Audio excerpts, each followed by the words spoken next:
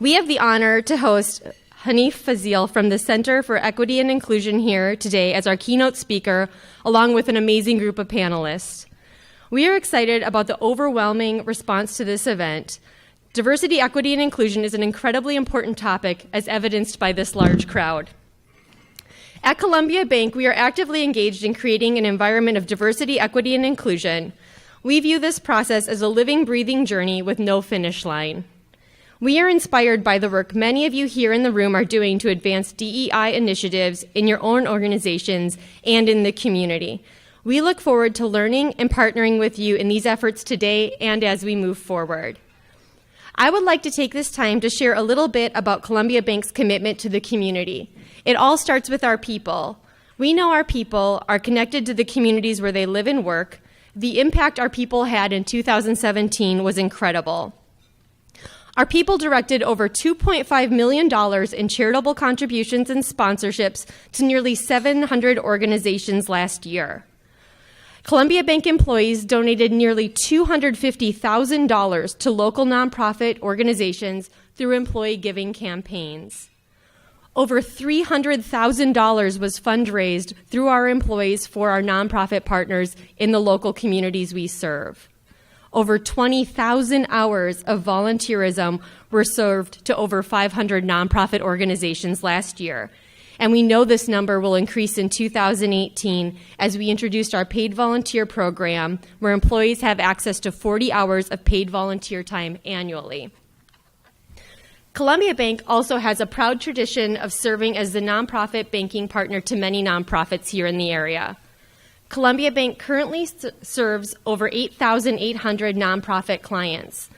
The deposits made by our nonprofit partners fuel economic growth, and they are reinvested into the communities as loans. Columbia Bank continues its commitment to serving as the nonprofit bank. Nonprofits do some of the most important and most challenging work in our communities, and it is our privilege to be your partner. I now have the pleasure to introduce our co-host today for the Nonprofit Forum. Please welcome Dan O'Doherty, owner of CSNW Benefits.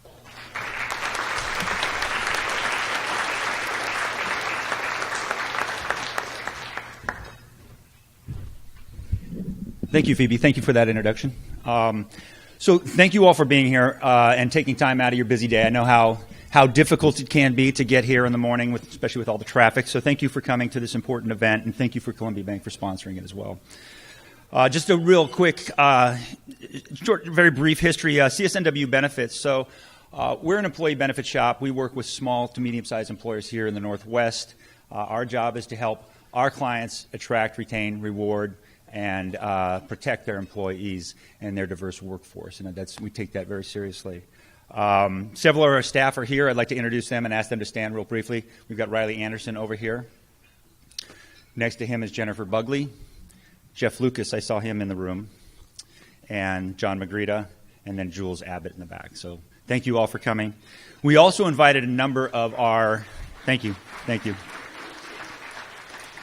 We also invited a number of our nonprofit clients to this event, and I see a number of them in the room, and I thank you guys also for coming to this event. So our task this morning is to explore the opportunities and challenges of advancing diversity and equity and inclusion in the workplace. This topic is of particular interest to our organization, and it's something that we continually strive to improve at with our team. We work to serve a changing workforce that's becoming more and more diverse every day. This workforce demands and deserves a cultural shift in work culture. All of you showed up today because you're willing to take on this challenge, and we're proud to be here to learn about this topic with you today. So, now I'd like to introduce you to today's speaker. He is a leader in the field in the topic of equity, inclusion, and our fellow community member, Portland resident, Hanif Fazal. Hanif is a nationally recognized facilitator, trainer, speaker, and organizational development consultant. He brings over 20 years' experience, expertise, and commitment to advancing equity and cultural competency. So please give a warm welcome to Hanif.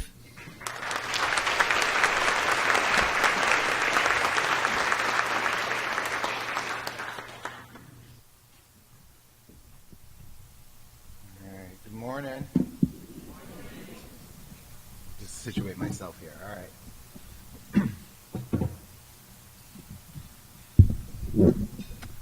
Good to see everyone. Really good to see everyone. So I'm going to kind of get myself going here. Let me just start with maybe a brief introduction. My name is Hanif Fazal. I'm the co-founder, along with Rowan Kiros, of the Center for Equity and Inclusion, who unfortunately isn't able to make it here today in the audience. Oh, thank you. Sound good? Better? Oh, there we go. All right. So I thought maybe best to kick off the conversation with you all today with something a little more personal before we get into everything else. Something that maybe gave you a little glimpse into who I am, and then consequently who the Center for Equity Inclusion is, and more importantly, what really shapes our work at the center. So give you a sense of that, and then we'll dive into the work as we move forward in this conversation. So behind me, or to the side of me, are some quotes of folks who lived in a low-income housing complex right across from where the Timbers plates. It was called the Civic. It was on Burnside and Morrison. It's not what the Civic looks like now. And so as you look at this, these are actual quotes, literal quotes from folks who were living in those in that housing complex. It's also the housing complex in which I found myself in when I was 16, and abruptly kind of found myself both parentless and homeless. The experiences I would have in that housing complex would shape my life in unbelievable amount of ways, and including my drive and my passion for this work. You see, when I was in that complex, what I witnessed and what I experienced every day playing out in every direction was just a level of oppression that I had just not been exposed to up until that point. And whether it was the prostitution in the hallways, the homelessness all around me, whether it was the drug dealer across the way, everywhere I looked, people were just trying to survive. Like, none of us were saying, one of these days I'm going to get out of here, one of these days I'm going to own this apartment, one of these days. There was no one day, there was just that day and what it meant to survive that day. And so it was an interesting experience to be in a space where nobody felt like they had any agency. Like, you had no sense of control of what happens in the space around you, no sense that you have a say in what is happening to you. No sense, in fact, actually a very clear sense, and it was obvious, I think, to anybody who ran in that housing complex, that really we did not matter. We just didn't. I mean, it was as clear as day to me that I just did not matter. Nothing of my experience seemed to indicate that. And so this experience and others, primarily being a person of color living in this city, left a deep impression on me and fueled a almost hyper preoccupation with this concept of space. I wanted to understand, how do we create spaces in which people have in which people aren't just surviving, but they're thriving. I mean, how do we create spaces where people are fully thriving, in which they have what they feel like they have to contribute is being used, and where they feel like who they are in any given space has importance, that they feel centered in one way or the other, that they matter. This was and has been unbelievable preoccupation and almost a life commitment, really a life commitment for me. It has also led me to the spaces where people spend most of their time, which is in our workspaces. So we founded the center with experiences like this in the background, and belief in the forefront that it would be possible for us to transform the way we work. And as importantly, if not more importantly, who we become individually and collectively when we decide a new way of being with each other in space. And we're excited because it's kind of working. We weren't sure when we started if it would or wouldn't. But we've also excited because I think we're finding one of these rare intersections in which doing the right thing fundamentally can be really good business as well. So I'm looking forward to interacting with you all today about this work. I guess I wanted to start out with just a little bit of the personal, partly because I think the personal is an important element of any or process that's advancing DE&I work, but also because I wanted you to know that the passion that I might be speaking to with you all is coming from a very personal place. I do not think of the work that we're doing at the center as work. I think of it as purpose. And I'm looking forward to talking with you all today about organizations that have kind of jumped in that process as well, moving this from a process of just a strategic initiative to something that seems to be more core to who they want to be, more core to an identity individually leaders are holding in organizations as well as organizations themselves. So the mission and the idea of a more transformative approach to DE&I has presented us with an opportunity to work across all kinds of sectors. So whether it's in whole cities or city departments, whether it is in nonprofits or within our for-profit sector, whether it's in education. We've had the real advantage or opportunity, blessing, to be working across systems with individuals, and in particular, well, actually across all sectors, within the sector even, individuals and leaders who are really committed to a more transformative approach to diversity, equity, and inclusion. And so given the number of organizations that I'm working with, there's constant questions that come up, and one of the ones that comes up most is, are there some key learnings that you're taking away? And central to that learning, and almost always in every one of my responses, is a little bit of why we're here today, which is the role of leadership.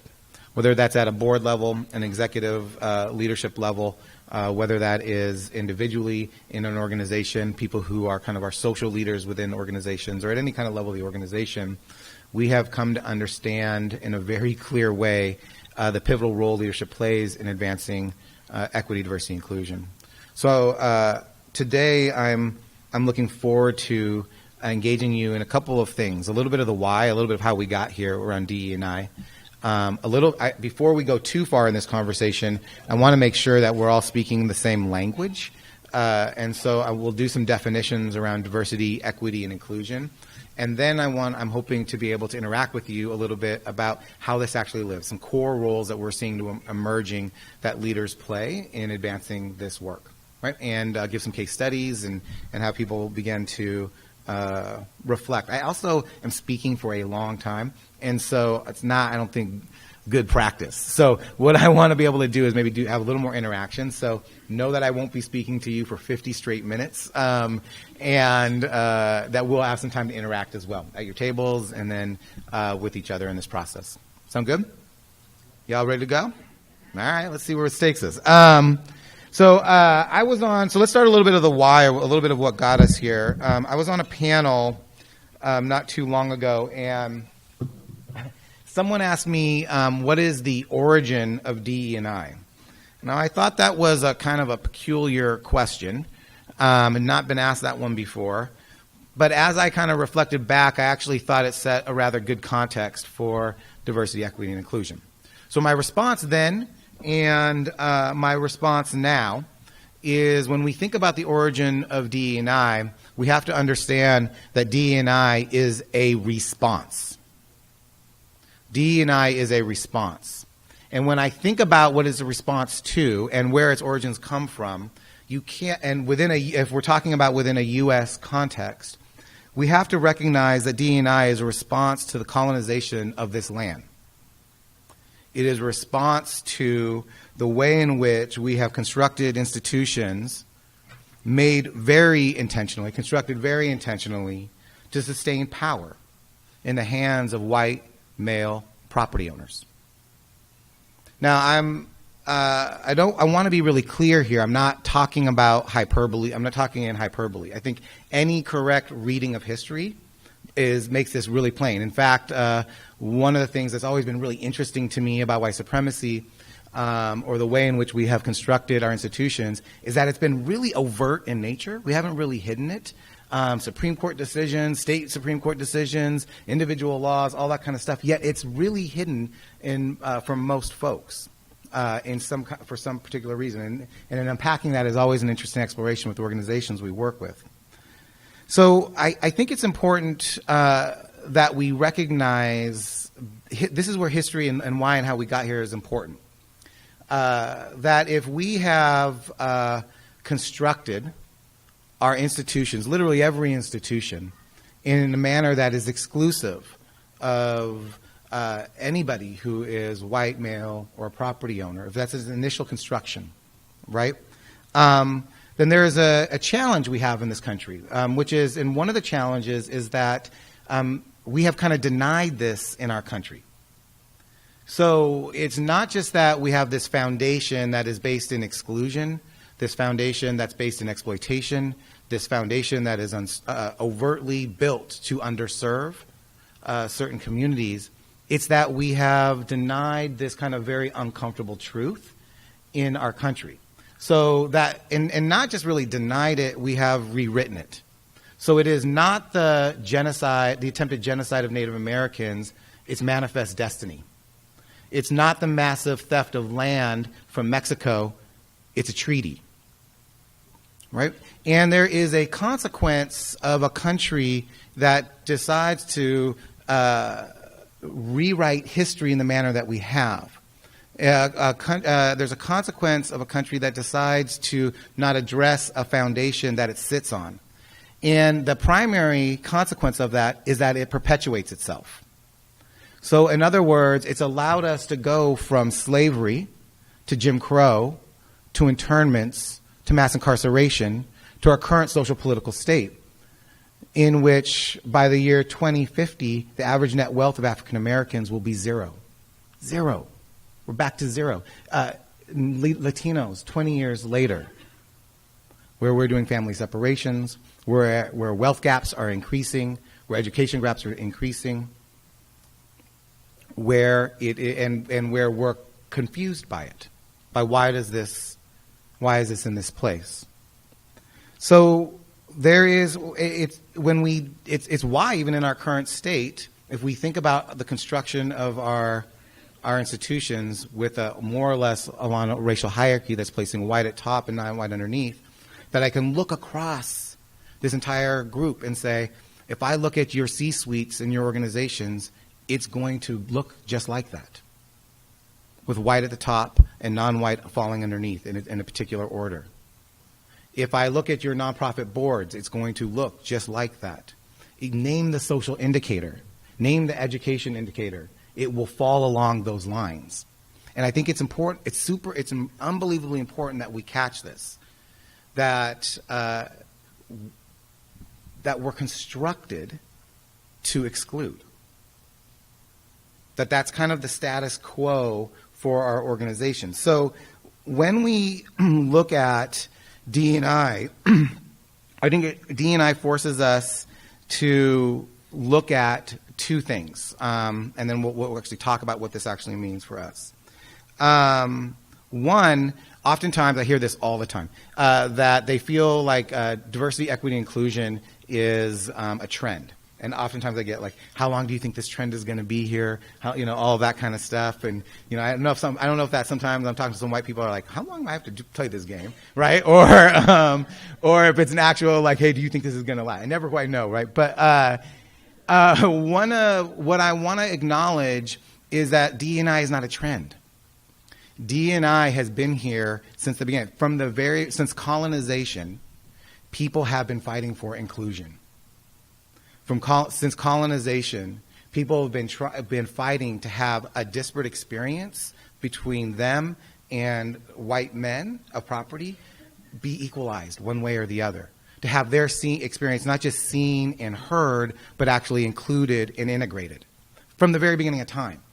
So I want to acknowledge that this is not a new trend. It's a new manifestation or an evolution of the growth of what has been kind of a resistance to our construction as a country. It also is important for us to recognize, and I think to me, this is why we're here, that part of the impact of our denial of this and its perpetuation around this is that what it means is that the status quo, and this is really important for us to note, the status quo for our organizations is exclusion.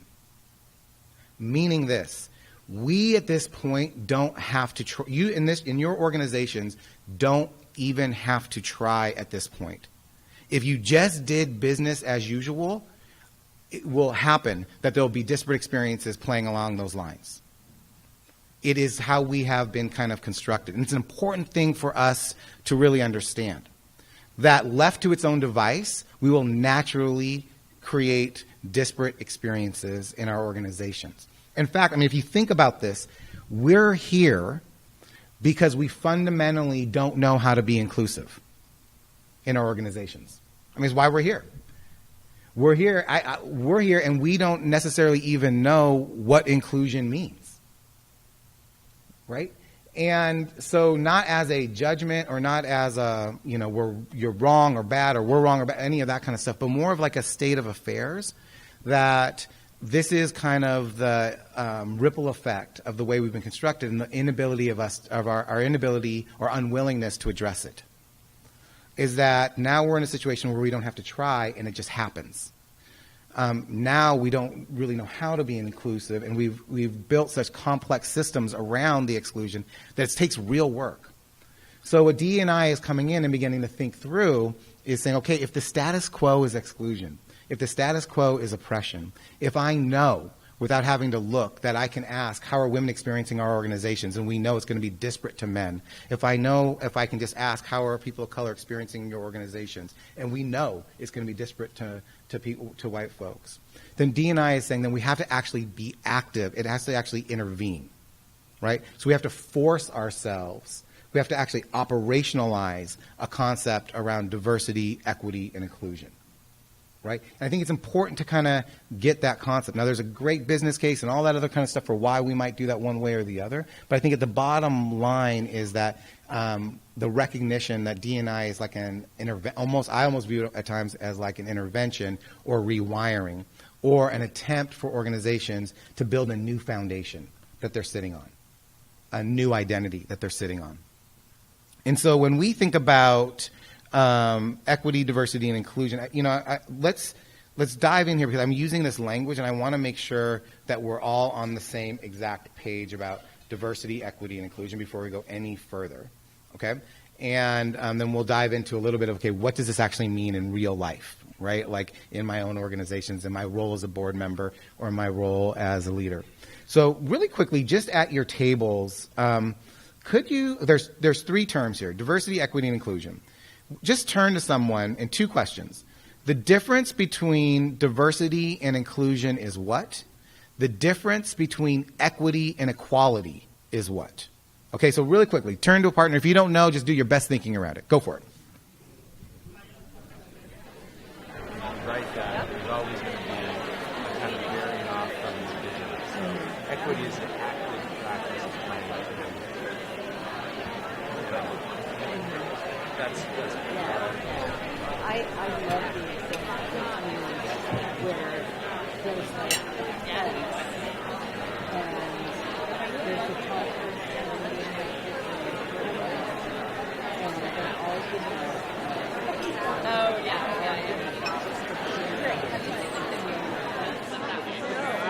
All right. So, when we're with organizations, we spend a lot of time with these concepts and doing a pretty, actually, we're going to give you definitions, and I just want to acknowledge that the depth to these definitions actually, there's a level of depth and complexity to these definitions that won't do this conversation justice, and we want to make sure we have some working definitions as we move forward, right? So I just want to acknowledge diversity tends to be the easiest one for folks. And so when we, and these are working definitions. People may hold different definitions. These are the ones we're using for in the work we're doing. Diversity for me, when I think about diversity, is more or less all the things, right? So it's the full range of differences, sometimes visible, sometimes not visible to us. It can be everything from who is the introvert and who's extroverted, who's from the South, who's from the Northwest, racial diversity, on and on and on. I do want to note, when we're working with organizations, that we often talk to them and ask kind of a very basic question about what is the value diversity has the potential to bring to organizations, or what is the utility. Like sometimes folks come to us and they feel, because of our exclusionary history, we have this moral obligation to be diverse.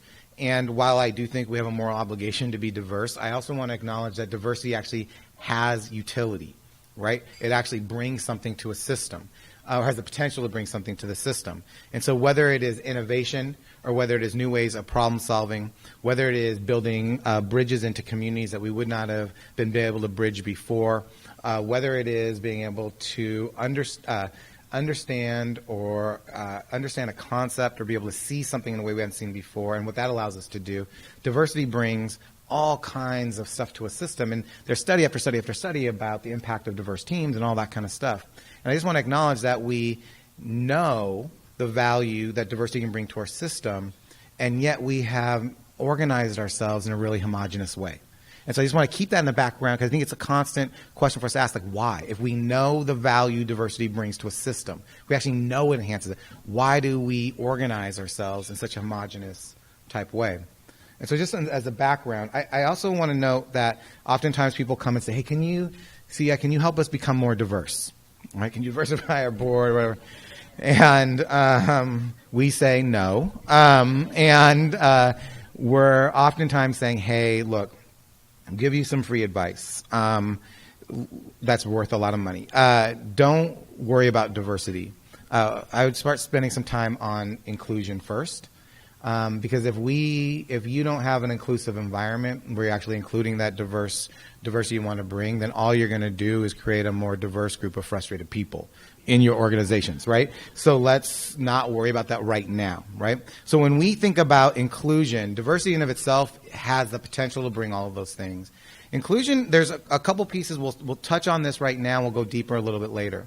When we think about inclusion, what we're thinking about on one level is an environment that is engaging multiple perspectives, differing ideas, different backgrounds, not just so we have a sense of belonging, but in order to help define organizational policy, practice, and culture, right? So this is not just about having different people at the table. I don't know how many people have been at the mythical table, and you're at that table, you represent a diverse point of view, but you kind of get the sense that that diverse point of view isn't quite welcome at the table, right? And there's kind of a normative way of being. If we're really in an inclusive environment, on one level, what we're talking about is that we are creating a space where multiple perspectives are truly informing how we are operating. At a much deeper level, and this is where we're working with most of our organizations beginning to think about this, inclusion is actually forcing an identity shift. So what inclusion is ultimately saying is that, hey, if what we want to do in equity, diversity, and inclusion work is close the disparate experiences that our organization is actually attending to address or experiencing in our organization, then what inclusion is saying is that the people experiencing that disparity must be central in figuring out and empowered in closing that disparity. So what we're actually talking about is a shift in power. Inclusion is actually talking overtly and subtly about how we hold power, and saying that we need to shift how power is held if we want to actually close those disparities, right? So in other words, very simply, if I look across an education landscape and I see a disparity with pregnant teens graduating high school, who best to help understand how to close that disparity? Pregnant teens, right? Or people who've actually experienced teen pregnancy. But how we have organized ourselves as people who have never experienced teen pregnancy, people who have never experienced pregnancy, are going to make a decision about how pregnant teens are going to be making it to and from school, how they're going to survive in that space.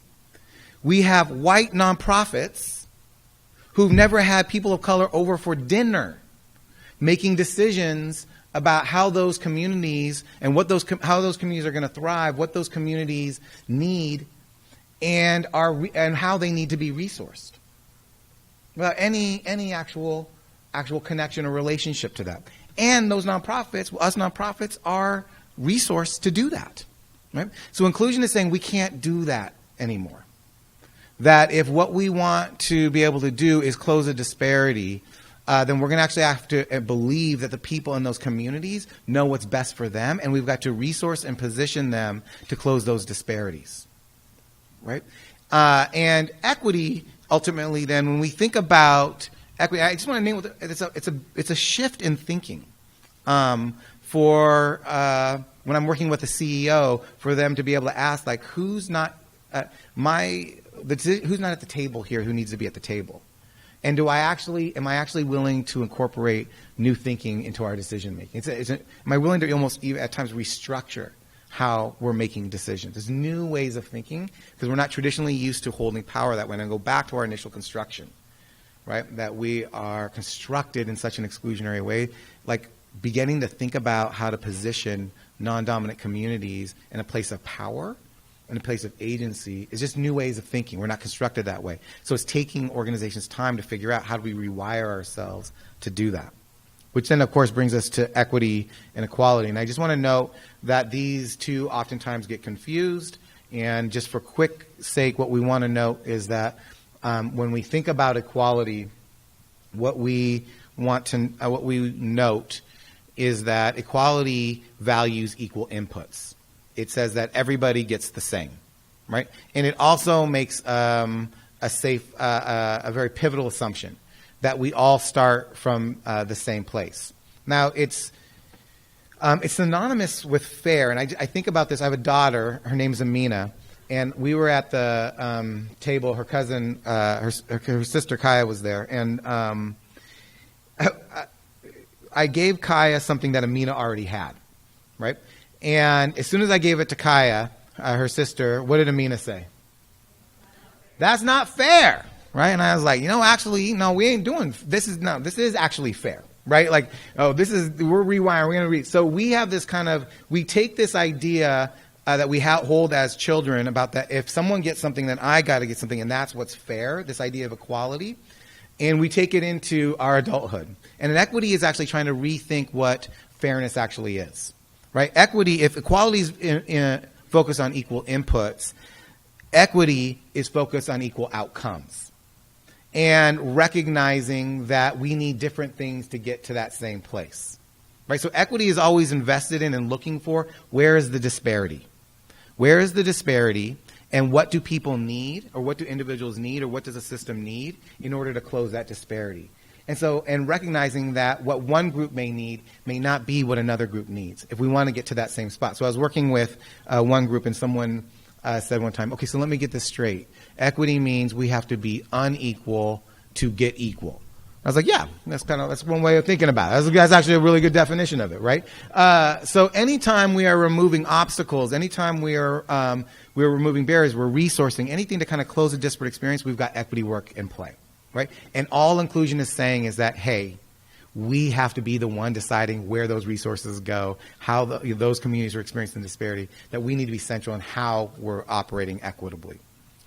So when we think about this with organizations, part of what we think about is that initially with diversity, equity, and inclusion work, what's frustrating for us and why actually we came into existence is that I really distrusted nonprofits, honestly. It's where we actually started with nonprofits. I felt like being in a nonprofit for over 15 years and watching nonprofits kind of do this work, I oftentimes saw us doing it in the way of like a checklist kind of thing, or depending on what funders wanted, we would do one way or the other.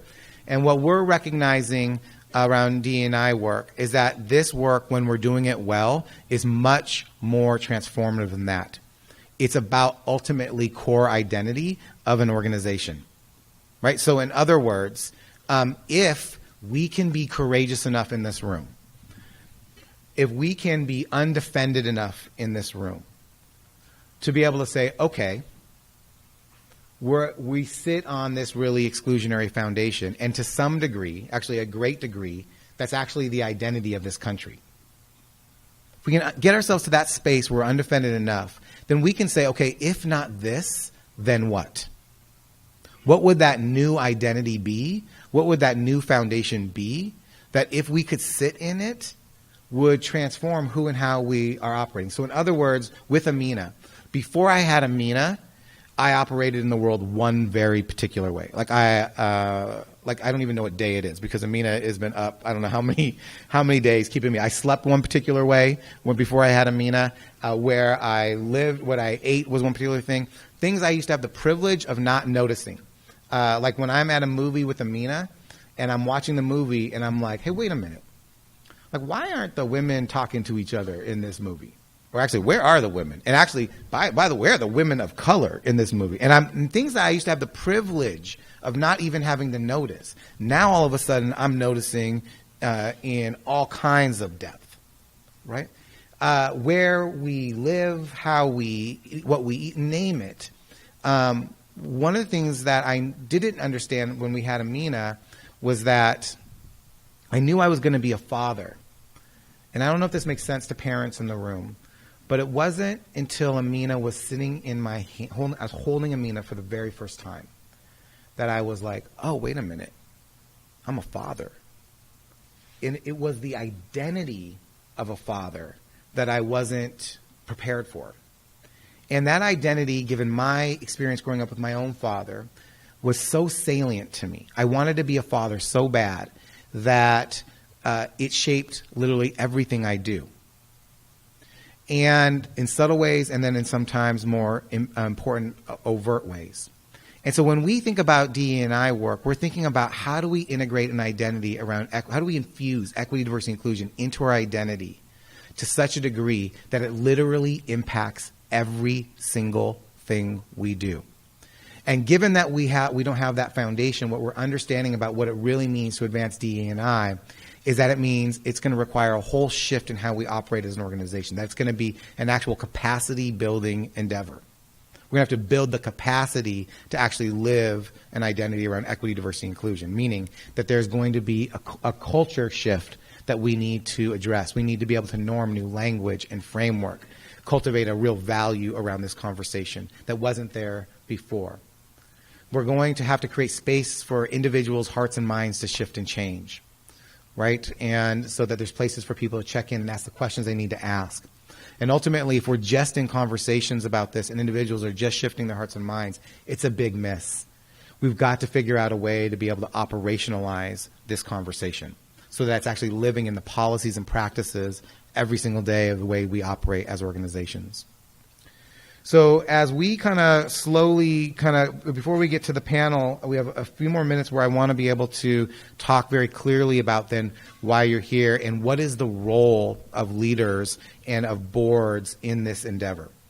So imagine your nonprofit is saying, hey, look, I want us to really begin to infuse equity, diversity, inclusion in everything we do. What do I do? Where do I start? And there's all kinds of roles leadership and boards play in this work, and so we could go on forever about it. There's four that seems to continually come up that I just want to talk to and we'll interact with a little bit. So when I think about what it's going to take for leadership, whether it's at a board level or whether it's at a leadership level or at any level of leadership, three things start to emerge very consistently for us.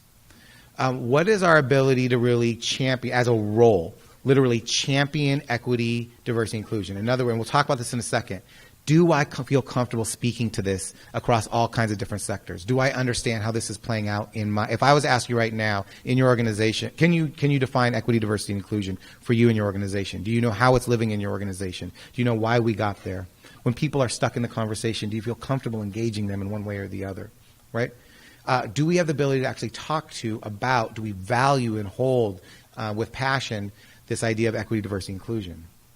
This may seem weird, but to us, it's a central role, and that's one of learning. You can't champion what you don't know. You can't champion what you're not connected to.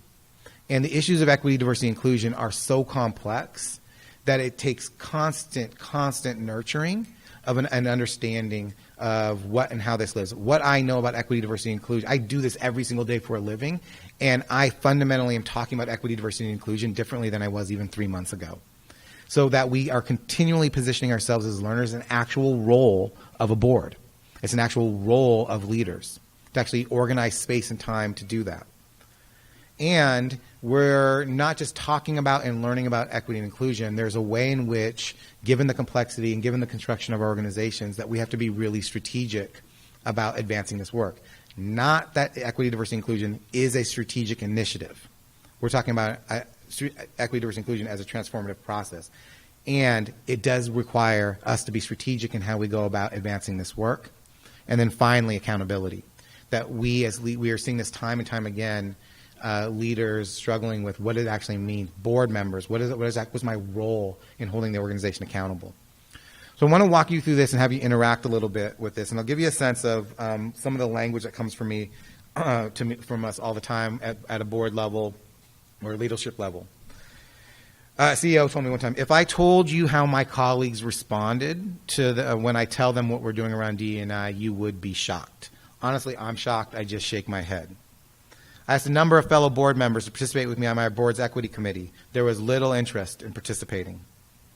As the only person of color on the board, it's hard not to feel tokenized. I've rarely seen my fellow white board members initiate any conversations around equity, diversity, inclusion. It feels like that's my job on the board. And I have, by the way, more to offer than that. The flip, as a white ED, I am not sure how to talk to potential board members of color that I'm trying to recruit. I want a more diverse board. I see it as a priority, and yet I do not know how to engage with board members of color about this without it seeming tokenizing. And I don't even know where to start when it comes to an inclusive board experience. As a school board member, I recognize that we as a board aren't in agreement about what equity and inclusion means. And we've established a board culture in which we haven't established a board culture in which we can engage these issues in a productive or safe manner.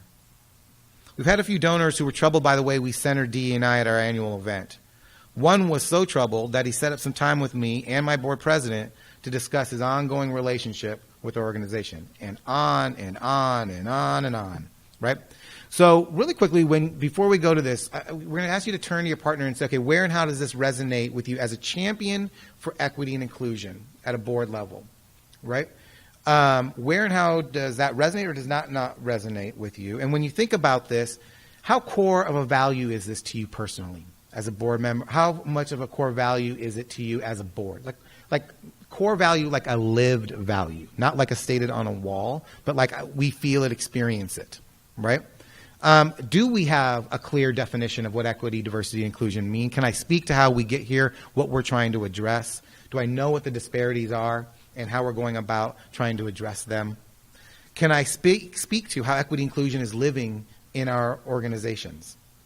And have I cultivated the passion, the will, the courage to take both public and private stances on this?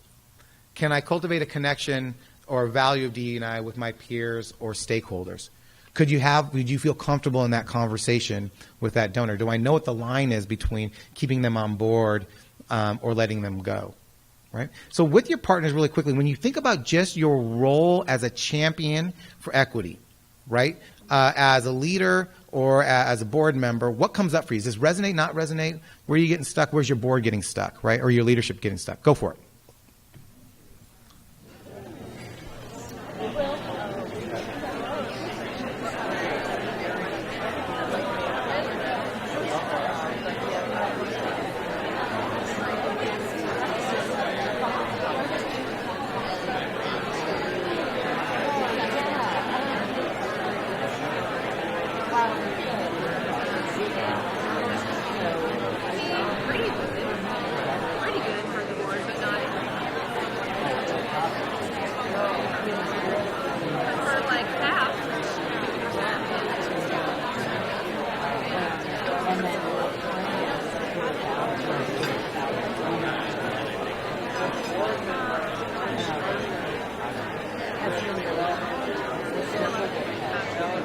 So this is what I love about equity, diversity, inclusion. People come into it oftentimes with a lot of trepidation and a lot of worry. And what we find is that when we're engaging organizations, that it's like this. It's hard to get the conversation. People are engaged, like looking for, how does this work for me? And I just want to note that, like, 4 times to get y'all quiet. This is great. This means we're engaged in the conversation. And I want to note that being a champion for equity, learning how to cultivate a value of this work, right, is not just the only role a board member has, how you speak to this, or a leader has for their organization. They also must position themselves as learners, right? And we have to see this as an actual role if we're going to advance equity, diversity, inclusion. I think about when I was in a nonprofit, our executive, I used to sit on, be on our executive team, and so we have to go to board meetings. And what we would always do is every board member bring in a kid or a family member that was impacted by our programs, and the kid would tell their board members how much this program transformed their lives. And sometimes we would bring a staff member in who would say how much this program transformed their lives. And our board members would, and the executive director would say, like, we're doing this because our board members want to feel good about the work we're doing. They want to feel like they're giving their time to something. And so it was great. I think board members felt like, hey, I feel really good about what we're doing. And I want to note that I want to believe that in the room, as board members go, that we don't want to just feel good about what we're doing. We actually want to be doing good, right? And if how we position a board experience is just to constantly make sure that board members are feeling good about what's going on, that I don't know if that we're holding our boards capable. I don't know if we're are able, really, to actually sit in some discomfort of that learning call. And I think if I'm a board member sitting on a board, I want to know if I'm actually doing good. I can feel good by going and watching a movie and everything else. Like, I want to know that our work is landing well. I want to feel good about that. But more importantly, I got here because I believed in the mission, right? And so we're often not given space or time to understand actually not what's not working, and what are we learning from that, right? And what do we need more of from the board in that sense? And so how we continue to position ourselves as learners, and I counted it. We're going to talk about the Blazers in a second because we've been working. We're going to use them as a little bit of a case study here.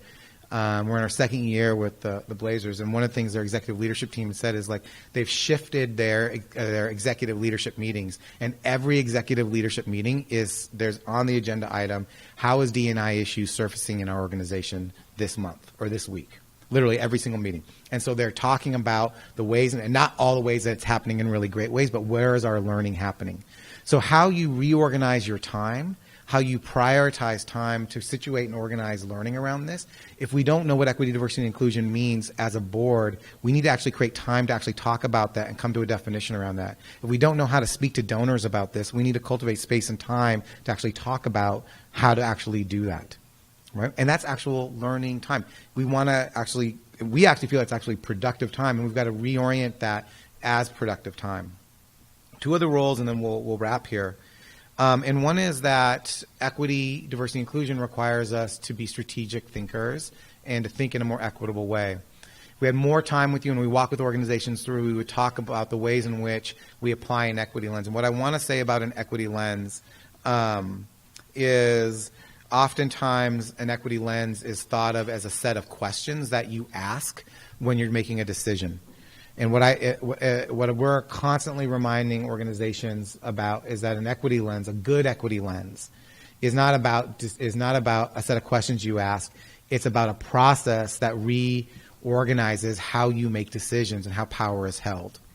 So it challenges organizations to move from making decisions exclusive of stakeholders, unaware of assumptions that you're making as you move them through, not attentive to race or gender in your actual decision making, to actually forcing yourself, like actually builds in decision-making guides that force you to consider equity, diversity, and inclusion, force you to include stakeholders who are impacted by your decisions, gives very distinct attention to inequities that you're trying to close, and specifically calls out race, right? And is constantly forcing the organization to be learning from their work. And so when we think about your organization and what does it mean to be strategic in it, you could ask, do we consistently apply an equity lens onto the work we do? Do we even know what that is?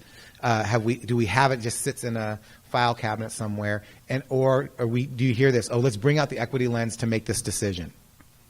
Versus like we have infused an equity lens into all of the decisions we make, and we know what that actually means when we talk about it, right? And when we think about this, it can't just necessarily, again, land in conversations or in decision making. When we think about advancing equity, diversity, inclusion, we have to actually think about how do we actually operationalize this conversation.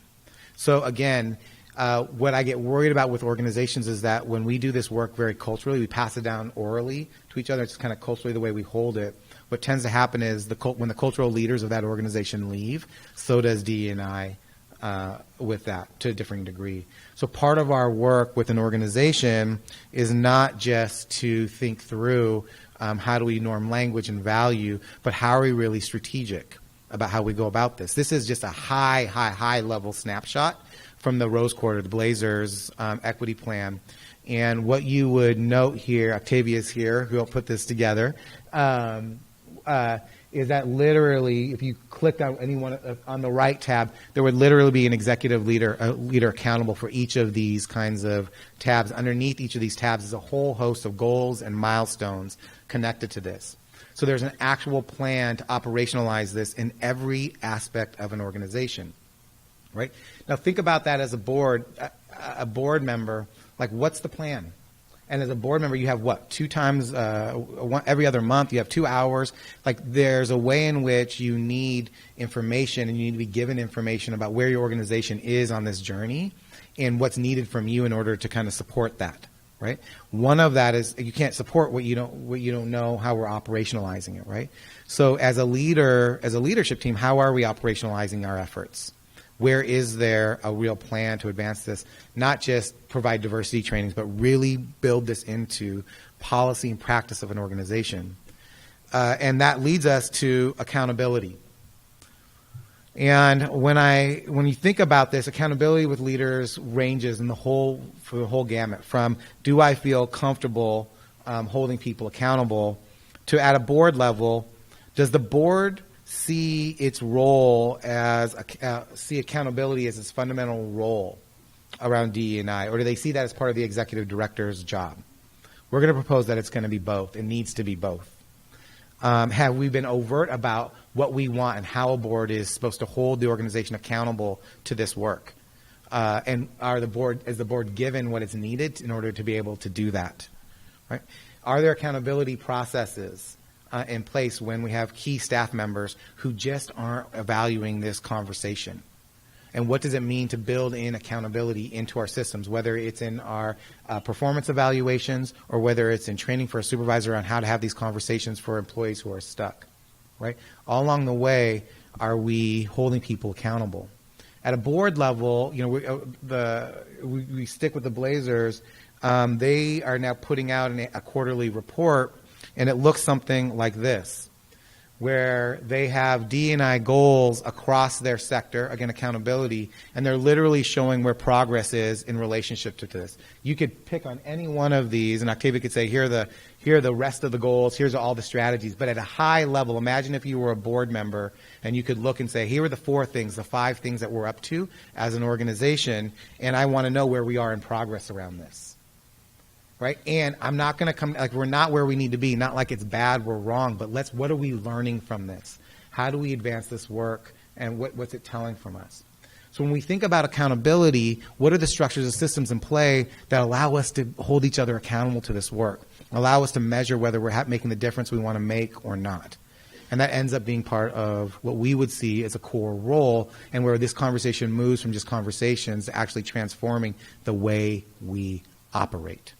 So that the Blazers no longer just see themselves as a sports and entertainment organization, but they actually see themselves as a community organization, the place in which more people come together at any one given moment consistently from diverse backgrounds than any other moment in any space. 40 plus times a year, they're bringing community together. That's a shift in identity from more sports and entertainment to, we're a fundamental holder of community. So as we wrap, and we're going to jump into a panel today, I want to just note two things. We're in a really interesting social political state, and when I sit in that space, I get real hopeless. I get hopeless about a country that has organized racism to be permanent, and what that actually means for us. And I also recognize that DE&I efforts, when I really think about it, there's a way in which it is hopeful. It inspires hope for me. In other words, I get lost when I think about, are we going to be able to transform this country? Are we going to be able to change the way things are operating? All that kind of stuff at a macro level. Where I find hope and what I'm understanding about hope in this process is that hope is not something that just comes to us. Hope is something that is cultivated. Like, you create hope. And you create hope by creating something new in the moment that wasn't there before. That every single moment, hope happens in moments, right? Like, that when we decide to create something that wasn't there before in the moment, when we decide to do something that wasn't done before, when someone is included in a way that they weren't included before, when someone was seen in a way they weren't seen before, when someone was considered in a way they wasn't before, when someone feels empowered in a way they wasn't before, that moment for me is hopeful. And so I get lost when I think about broad macro. I get hopeful when I think about, okay, in the spaces I have influence over, I can create something different. I can, whether that's my family space, I can create a more inclusive space. Whether it's my organizational space, I can create a more inclusive space. Whether it's a board space, in the spaces I have influence over, I can create something very different than we have in the past. And that's hopeful. And on an individual level, what DE&I reminds us is that great leadership does not inspire us to look up. Rather, it inspires us to look in and around. To look around and notice who is included and who's not, who's on the margins and who's not, and to connect,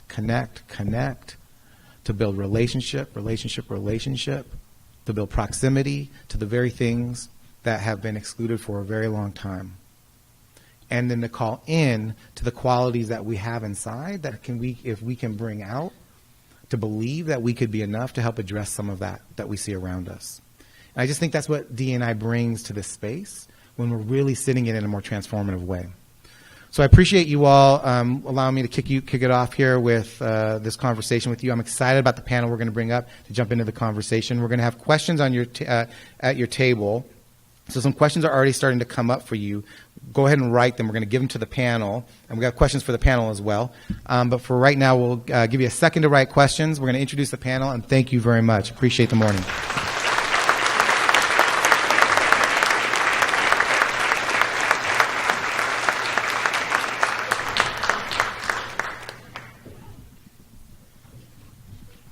Thank you so much. As you're writing your questions, I'll introduce the panel, but thank you again, Hanif. I feel very overwhelmed and energized, but I do feel empowered to cultivate hope today, so thank you. I have the privilege today of introducing our inspiring panelists, which will be joining us on stage here momentarily. First up is Eddie Sherman. As a member of the Navajo and Omaha Nations, a nationally recognized fundraiser, strategist, nonprofit leader, and entrepreneur, Eddie Sherman has committed his efforts to social justice, serving underserved communities, and improving the quality of life for Native Americans and communities of color. Before becoming a principal at Hilltop Public Solutions, Eddie founded Against the Current Consulting and held key leadership positions with the Oregon Native American Chamber, our Native American Business and Entrepreneurial Network, and the Native Indian Child Welfare Association. He brings invaluable experience and relationships to Hilltop's campaign, issue advocacy, and communications practices, and leads the firm's continued efforts to help important Oregon constituencies organize and maximize their influence on politics and policy. Welcome, Eddie Sherman.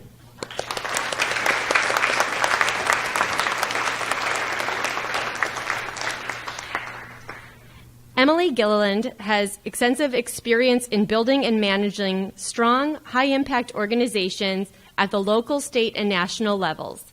As president and CEO of Campfire Columbia, Emily leads a team of 200 staff engaging over 3,000 young people in the community. Campfire has focused on diversity, equity, and inclusion since its start in 1910, and this summer marks the 95th summer at Camp Namanu, where kids connect with each other and Oregon's incredible outdoors.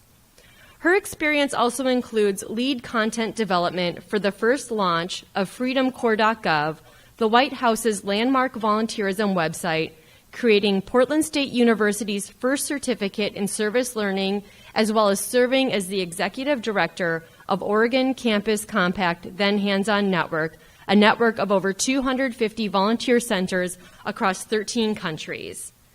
Emily is a two-time AmeriCorps alum and has served more than 9 years between 2 state commissions on service and volunteerism, including serving as the chair of the Oregon Commission for Voluntary Action and Service. Welcome, Emily.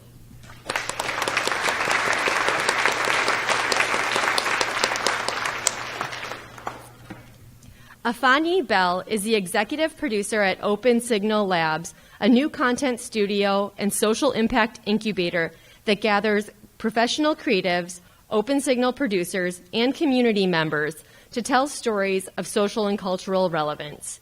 He spent the bulk of his career as producer for various NPR and PBS stations and crafted Emmy-nominated stories in education, arts, and science.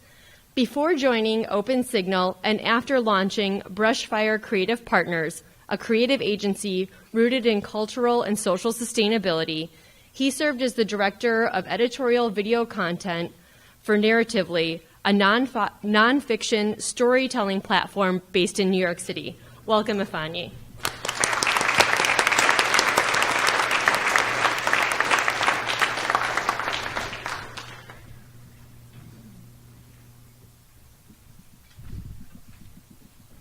All right, so I'm going to moderate here, and I'm going to give some microphones for y'all.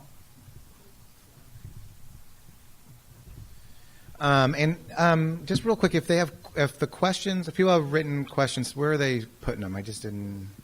Where do they hand them? Right. Okay, you got them. Okay, great. Thank you. So if you have questions for the panel, we'll definitely put them out there.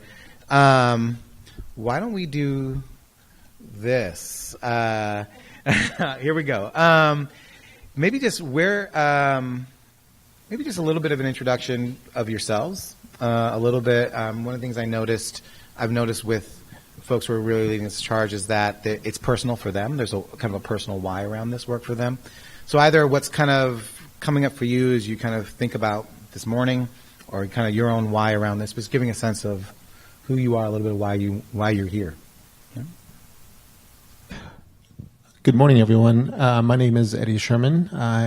And so in the Navajo tradition, we also represent our clans. And so my maternal clan, which is I'm born for, is called Tachini, which is the Red Streak Running into Water clan. And my maternal grandfather is Bitatni, which is the Folded Arms people. And on my father's side, I'm Omaha, and I'm Tapa, which is the Deer Clan people. And so I grew up on the Navajo reservation in a small town called Kayenta in Arizona, and I have been very fortunate in the opportunities that have been given to me over the years as a Navajo man growing up in America. I've had the opportunity to be the first person in my family to graduate from college, and afforded plentiful opportunities and just the faith of other people seeing a lot of potential in me, and I carry that investment with me. I really believe I've been very fortunate and lucky in a lot of respects. I grew up with a lot of kids that were just as smart and just had enough potential as I did, but unfortunately we're not able to escape the generational poverty that I know too well in our reservation. This work comes to me really around my core values. We call them the 4 R's in our household.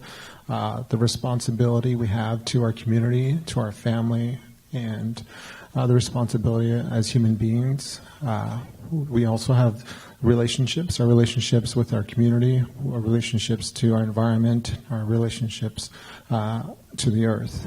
And then reciprocity, the give and take, and obviously the the ability to compromise and see things different ways, and the redistribution, thinking in abundance, and really understanding that there's more than enough to go around, and that we should all be vested in this together, and not not necessarily looking at this from a detrimental factor. So, the why for me in this work is really geared around those 4 R's, but it's also geared in the idea that I believe our communities should demand dignity and respect and the resources that they need to realize their full potential. I firmly believe that when we've advocated and demanded that accountability, we've seen some great gains in helping our community, our families, our youth, our elders continue to take that step forward and improving their quality of life, and also really just getting to a better place where our community can be a little more active and demand more from their elected officials, the governments that represent them, and continue to carry that forward and creating a healthier path for our future generations.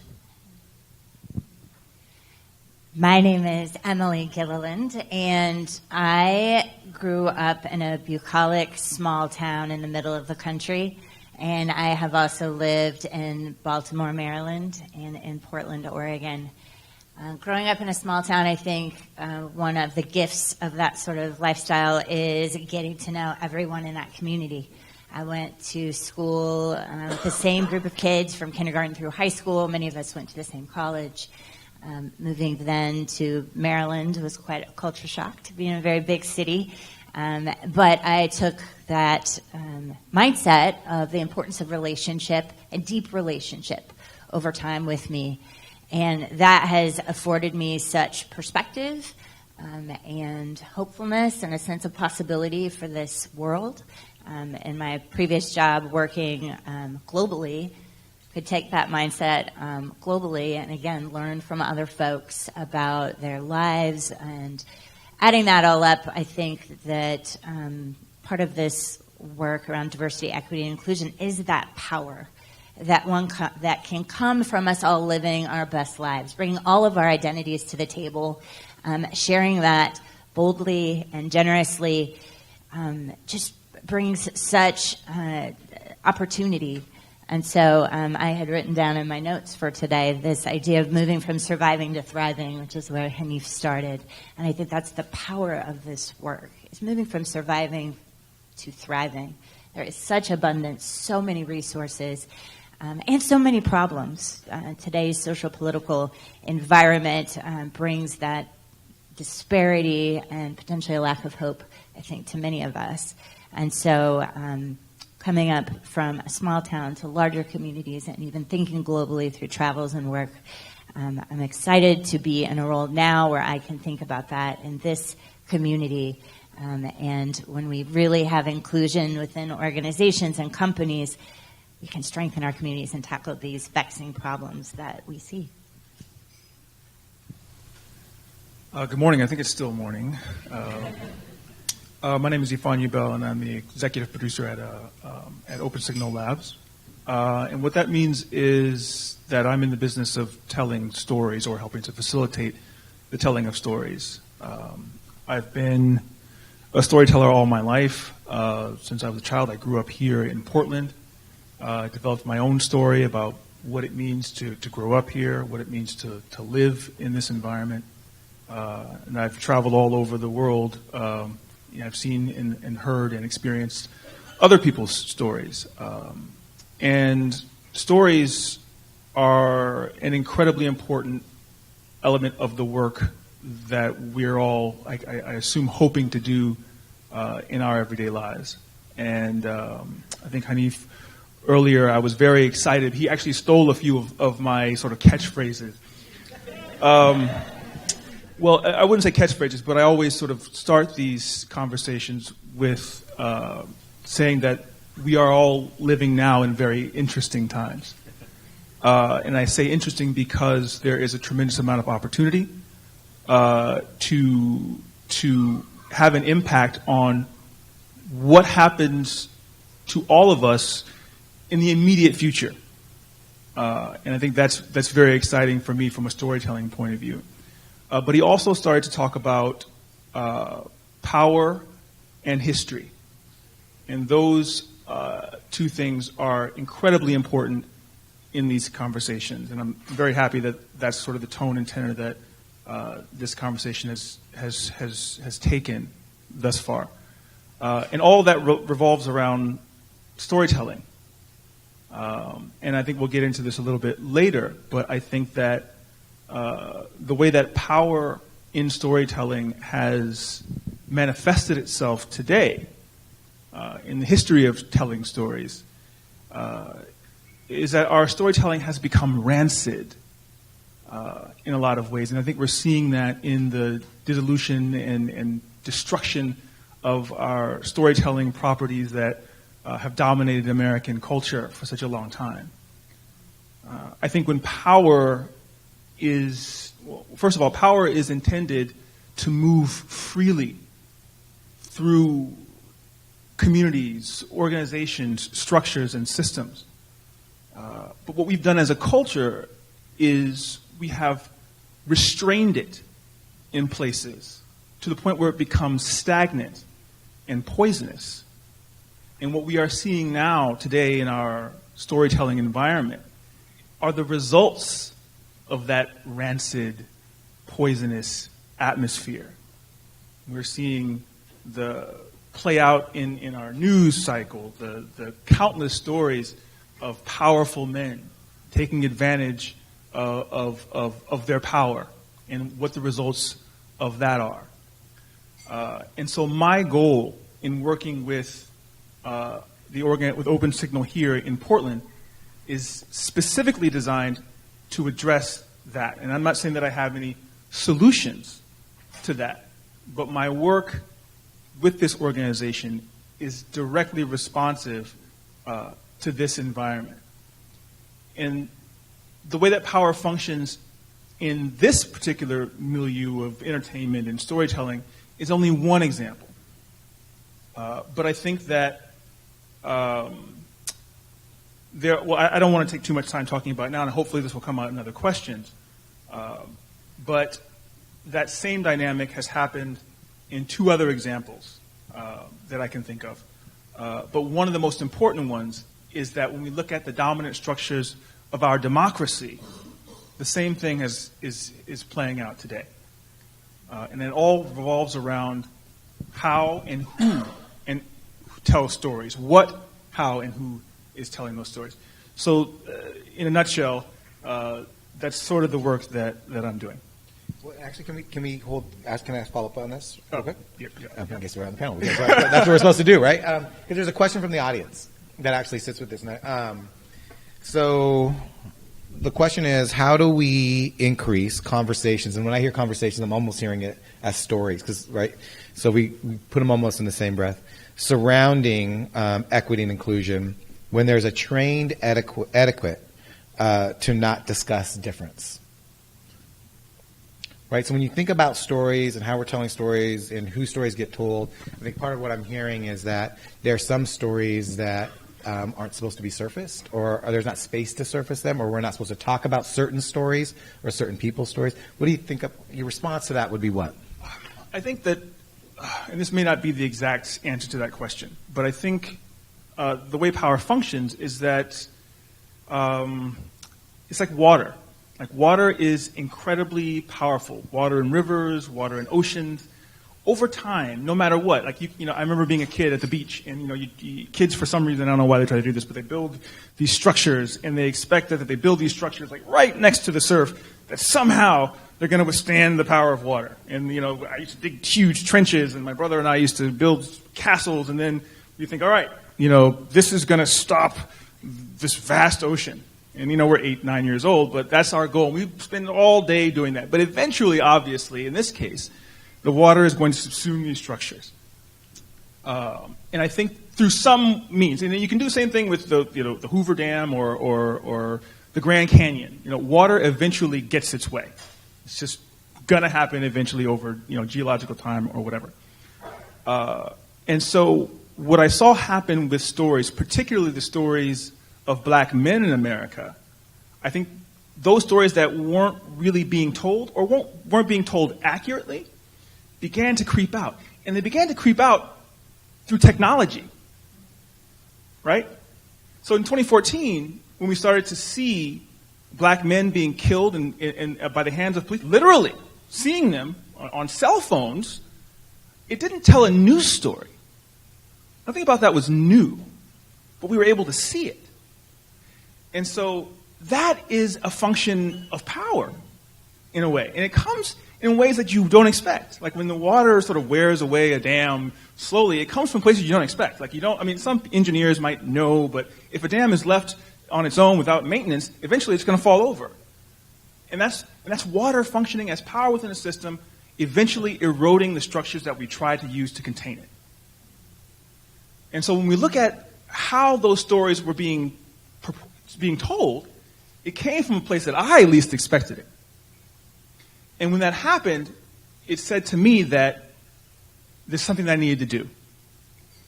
And I'm not sure if that's quite the answer to the question, but eventually those stories will come out. Eventually that power circulates in a way that shows itself in a way that I don't think that we expect. That's great. And, let's add on, maybe for either one of you two, when you add to that, it just reminded me, I was just in a board training on Saturday, and we were looking at the agreement, kind of their working agreements, and one of them was assume best intent. And it just came out that a couple of the board members really did not like that agreement, and so this whole conversation came up, and they had realized that they hadn't really developed the etiquette. There was I love this question around the etiquette. Like, what do we talk about? When do we talk about those things? So for either one of you, if you want to add on to that, when there seems to be an etiquette at a board level about how these conversations go or how they show up, what we're allowed to say, what we're not allowed to say, at board levels or even at leadership levels. How do you address that? To have more, this D&I is asking for more personal conversations, things about how power is, a million different things, right? Cultivating that space means what? How do you do that? What thoughts, reflections?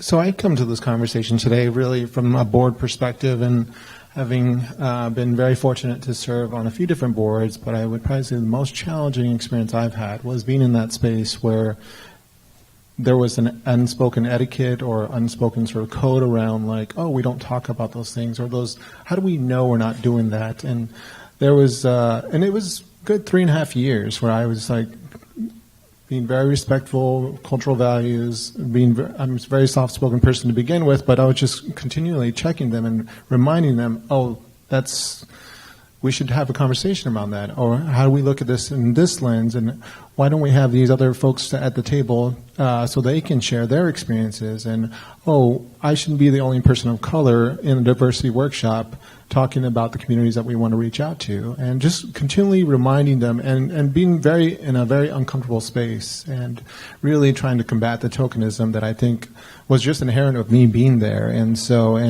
essentially, that patience, that resolve of trying to see this through kind of got to a tipping point where I was no longer going to be complicit in what they were trying to do and remaining the sort of status quo of having an all-white board. Not going to do that with you anymore. We tried our best efforts, and really pushing back and I think what Hanif was going through his presentation about strategically thinking, and some of the questions we were sent early on around being bold, and sometimes those collide.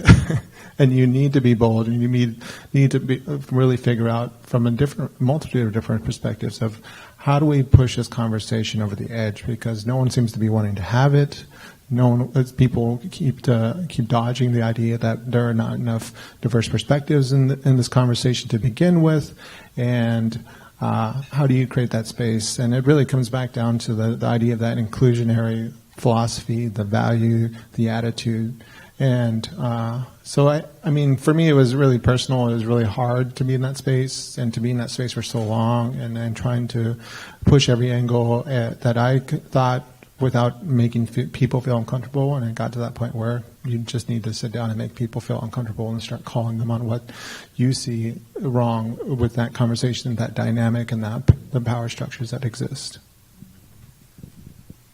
Bring kids to the conversation. And I say that because we at Campfire Columbia work with young people, kindergarten through high school, And there is a point at which, maybe in all of our experiences, we can point to a time when we were told that there's etiquette, or we were told that we couldn't be something, or we had to fit into a certain mold. I have the opportunity to talk to young kids before that happens to them, and in a lot of cases, their perspective of what they see in the world, what they hope for the world, I always find great inspiration in that. I had a really tough conversation last school year with a parent around gender identity, because we talk with kids about pronouns and all the ways that they show up in the world, and we talk about identity. And this parent said to me that we let kids express themselves, and that's dangerous. So when we think about how we've been programmed through our lives to this place where we don't feel like we can have conversations with one another, let's rewind to a time when we weren't that way. And so I'm very serious about that. Talk to kids. Ask them what they see, because they see everything.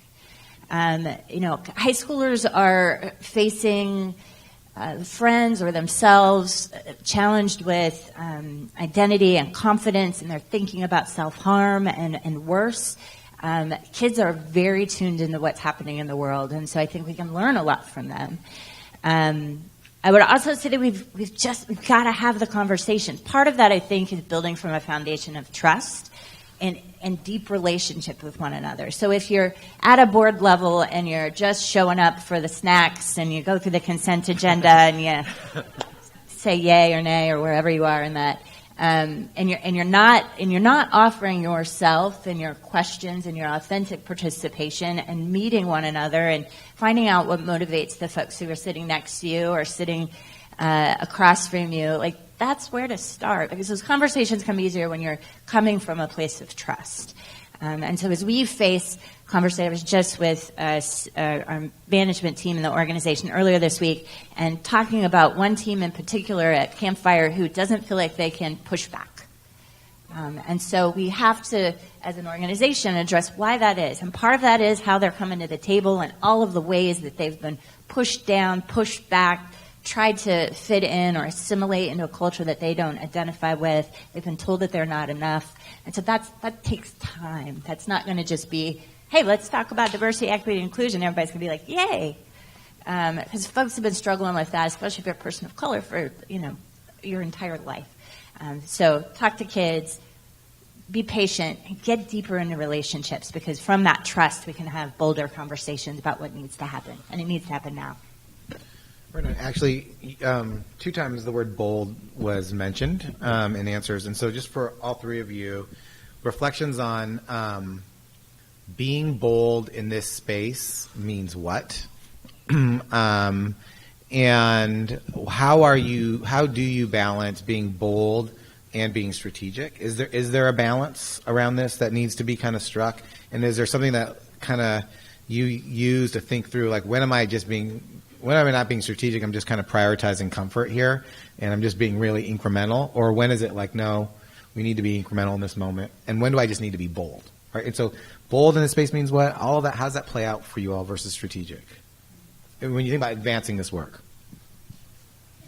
Well, I think bold is, in this particular context, is somewhat subjective. So when I came to OpenSignal, or was brought to OpenSignal, I was reluctant to do the work that I'm doing now, because I thought that I had a very clear direction. I was very certain about what I wanted to do in terms of telling stories, particularly African American stories, in this time where there's a tremendous focus on a resurgence of the restriction of rights and freedoms of Black Americans.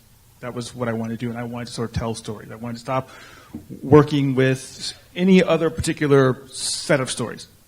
And so when I was approached, I told the organization that's exactly what I wanted to do, and I didn't want to do anything else. And I think at that particular point, so that wasn't really bold for me at all. It was a non-negotiable, in fact. So when the organization said, how do we do that, I was surprised. And when they began to further engage me along those lines, I was surprised. And that was bold for them. I think it's been an interesting journey, sort of testing these waters with this organization who appear ready to answer for the decisions that they're making about focusing on particular communities, looking at equity and access, and doing it in a very bold way. And I look at my white colleagues, and I sit in meetings with them, and I joke, and I look over at them, and I say, "You guys are ready to do this, right?" I'm like, "You're prepared for this," and they're like, "Yeah." And in some ways, they're even more motivated than I am. Maybe that's through some sort of naivete, or I'm not sure what it's from. But I'm letting them do the work, and because I know what it takes. I'm not confused about how difficult it might be, or the resistance that might come, or the challenges that may come. I'm trying to make sure that when the time comes, that when we all sort of step up, that I'm not the only one stepping up. Because that's what I'm worried about. I don't want to get to this point where we're making choices, and I look behind me and I sense reluctance. But I haven't felt that. And so I think working with this particular organization has been encouraging. But in terms of it being bold, I see it from two different perspectives. I think for me, it's like, this is, again, a non-negotiable. It's quite easy. I think there are others within the organization that might see things being a bit more difficult. But at this point, I'm actually proud and pleasantly surprised at the steadfastness of the team. It's actually pretty encouraging. So that's I guess my reflection on boldness in this context. But I think that it sort of pays off in the end.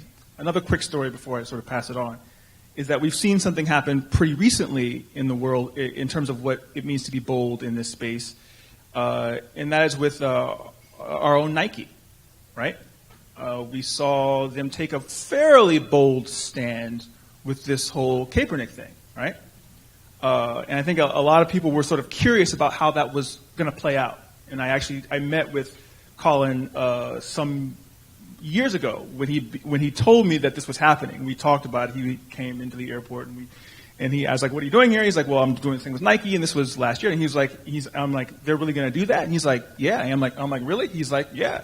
And I didn't believe him. I was like, "Well, we'll see what happens."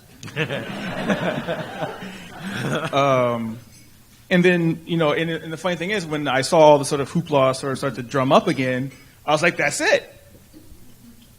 And I had seen, and I was, at that point, I was just curious about, as I was watching, I was like, how bold are they going to be? And I think they did a pretty good job. But a lot of the conversation around the results of that boldness were varied. Some people were like, "Oh, Nike stock is going to tank." "Oh, this is it for Nike. I'm going to burn my shoes."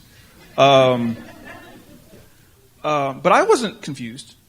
Like, I knew what the results of that were going to be. And in fact, a lot of my work previous to that moment were about working with companies to try to get them to attach themselves to very important, critical social issues. And that process is valuable, both monetarily and emotionally and morally. And that there's a value to associating, and the funny thing is, that's I started learning about sustainability, maybe around 2013. A friend of mine was in business school, and this whole thing about CSR was starting to show up, and I was like, "Well, what does all that mean?" I think there was a very quick something happened that was very interesting about sustainability very early on, and that is it became very quickly attached to concerns about the environment, right? About carbon offsets and saving trees and conserving water. Like, that became what sustainability meant to a lot of people. And that was wrong.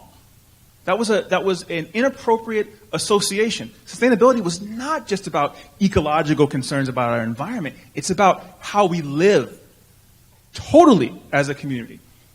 And it became interesting that very quickly that space was subsumed into issues of a planetary concern, of environment and nature. But at that point, my first thought was, how do we associate sustainability with issues of culture? And I started talking about the terms of what cultural capital means and how that functions in an economic environment. But I think being bold in that space, I think it's helpful for organizations and for boards to start thinking about sustainability, not just in social terms, because I do think that it does pay economically to be equitable and just and diverse. Those things do have monetary impacts that will impact your bottom line. How you engage in that, I think, requires you to be honest and earnest and forthright. But I think that there's certainly a relationship, and I think we see that playing out in business. I think we see that playing out in that milieu. And not that Nike was the first. I think they began to do that, with Just Do It when they first launched that in the '80s. That was, it was all about a revolution. They had that great Beatles song. That wasn't new. What was new is that they were associating it with black men and the violence that was occurring with black. And I think it wasn't overt in that advertisement. I think that Nike could have been much bolder in that space. But I think that that's it's a starting point. And I'm paying attention very closely to see what other companies do in that space, not just in nonprofit. Well, nonprofit as a whole is a different space, but it's related. But I'm paying very close attention to how those stories are told in that environment.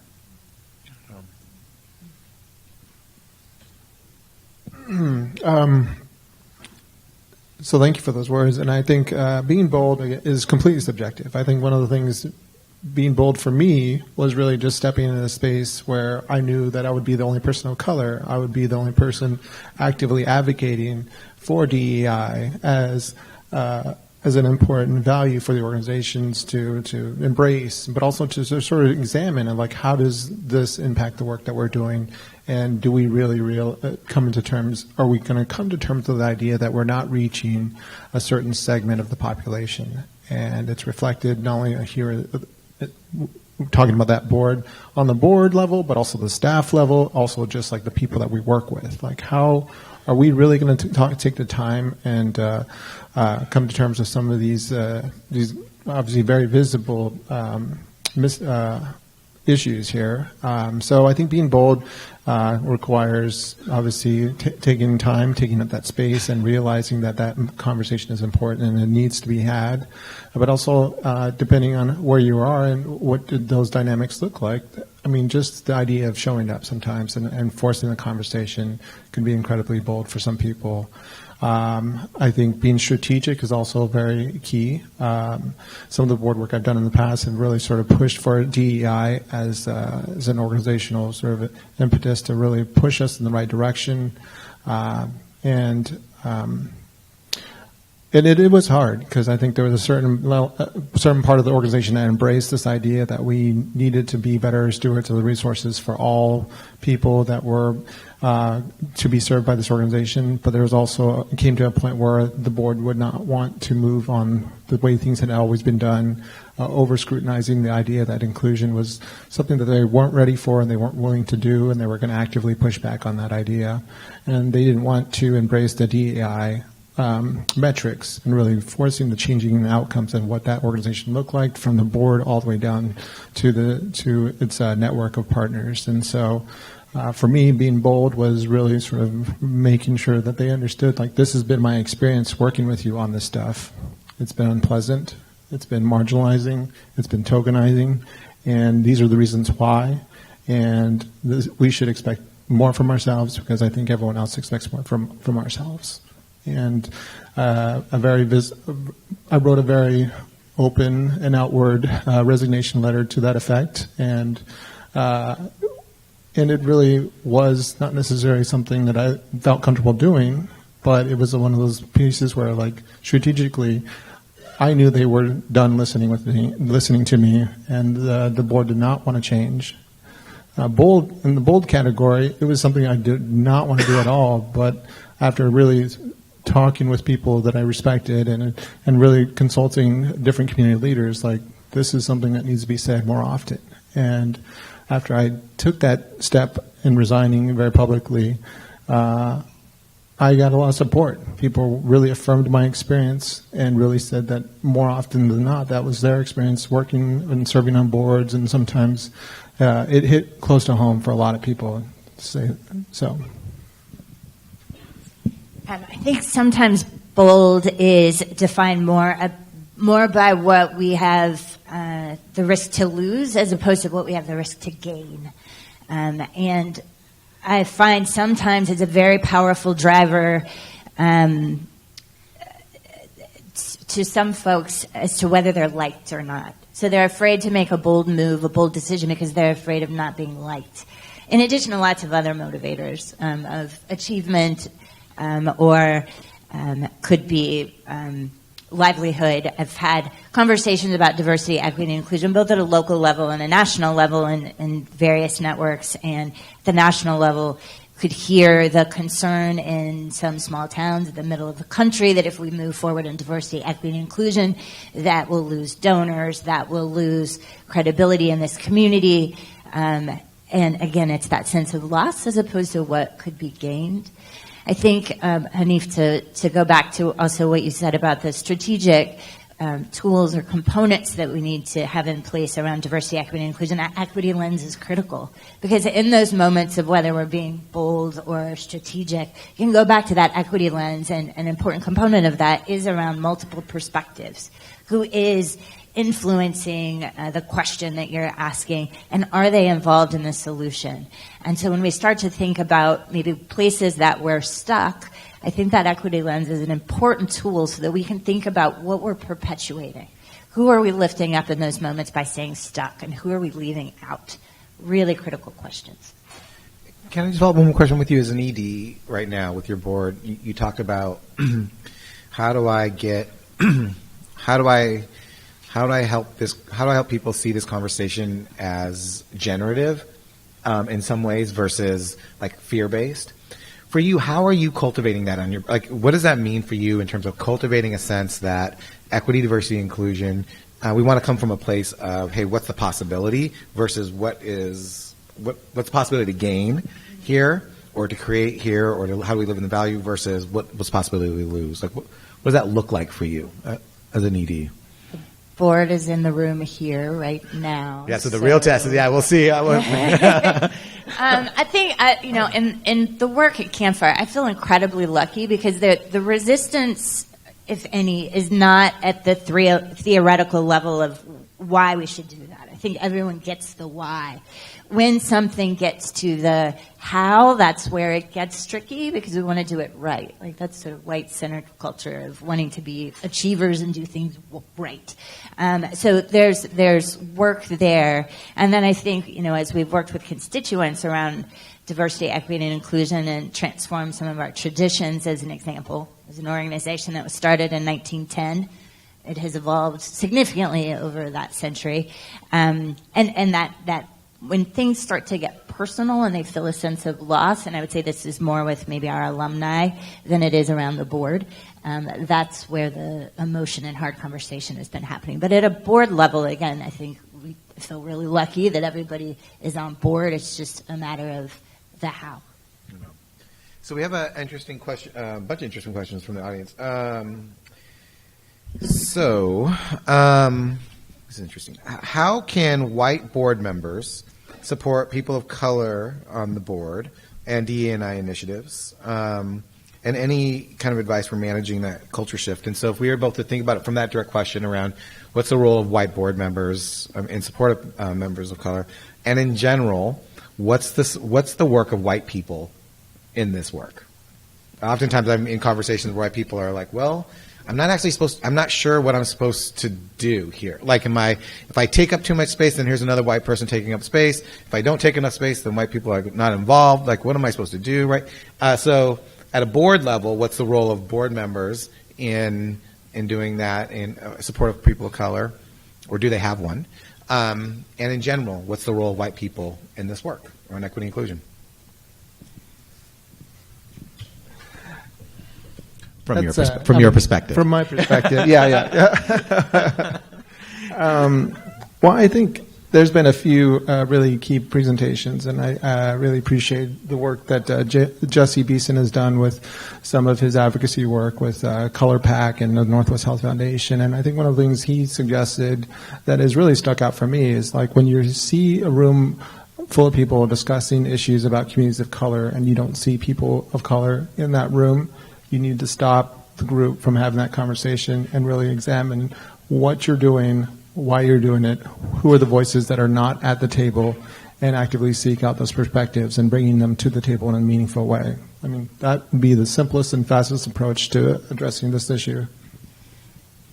Campfire Columbia has been working with the Center for Equity and Inclusion over the last almost 2 years.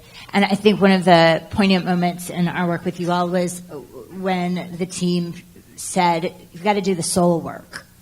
And so I think as white leaders, as white people, you've got to do the individual work that is required here. You've got to get educated. You've got to get aware. You've got to be in touch, as you mentioned.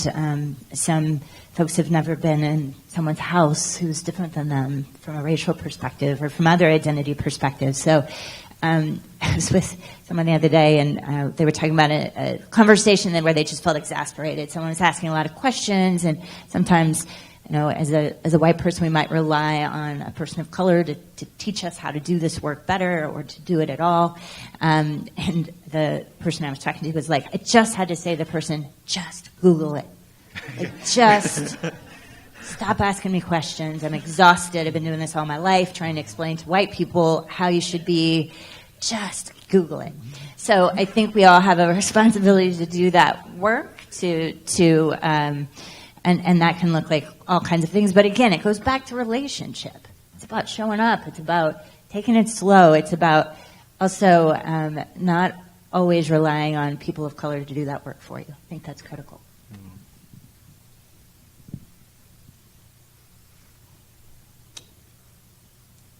I had an interesting conversation with DeRay McKesson. He's sort of a civil rights activist. He was here in Portland and giving a talk with literary arts. And this very same question came up, not necessarily in the context of boards, but in the context of what are white Americans' responsibilities in the midst of this civil rights reemergence of that's happened in recent years. And I said to him, I think it requires a certain loss, a certain willingness to step away and to not do things for the sake of others who can step up and do things. Or because I believe that participation is part of our evolution. I don't think that it is the answer. I don't think that everyone participating is necessarily the end game. I think that is a stopping point in the road towards something else. I think the name of his book is the Other Side of Freedom, I think is the name of the book. And I was very excited to hear him talk about the journey and then what comes after our recognition of the value of equity and what that looks like. Because after that is what's exciting to me, in fact. And I don't think a lot of people have a lot of vision about what that looks like. Once we sort of all gotten to the table, everyone's kind of looking at each other. There's more or less equity and equality is there and in certain spaces where it needs to be. But what happens after that is where the real work begins. And so he said to me something that was very interesting. I think it's been echoed up here. And I said that, and my thought was, I think white Americans, need to understand that the power with which they walk and function in America needs to change. And I think that change needs to mean that we need to start looking at very basic math, right? That there is, in the past, there has been an overabundance of power and economic, stability among white Americans at the expense of everyone else. And to me, that's just very basic math. And how to solve that equation. But then he said to me something that was interesting that I didn't really think about, perhaps because of my militancy or because of my fervor and emotion around the issue. He said that, there's more than enough to go around. And that, in fact, it won't require necessarily a sacrifice on the part of white Americans, but a kind of attrition. And I think that's different. And I think that can manifest itself in boardrooms, in staff meetings. How it's actually executed, I think, is proprietary, perhaps. But I think that sentiment is what's important, is that it will sometimes require people who have something to say to not say anything at all, or to not show up when they were supposed to show up.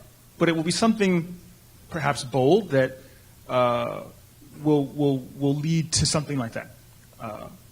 But the thing that struck me was that it's not necessarily a zero-sum game here. That's not how it's functioning.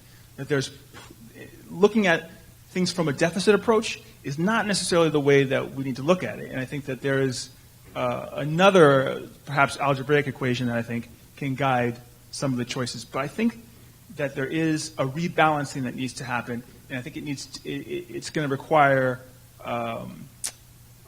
very practical consideration on the part of every individual. Yeah, please.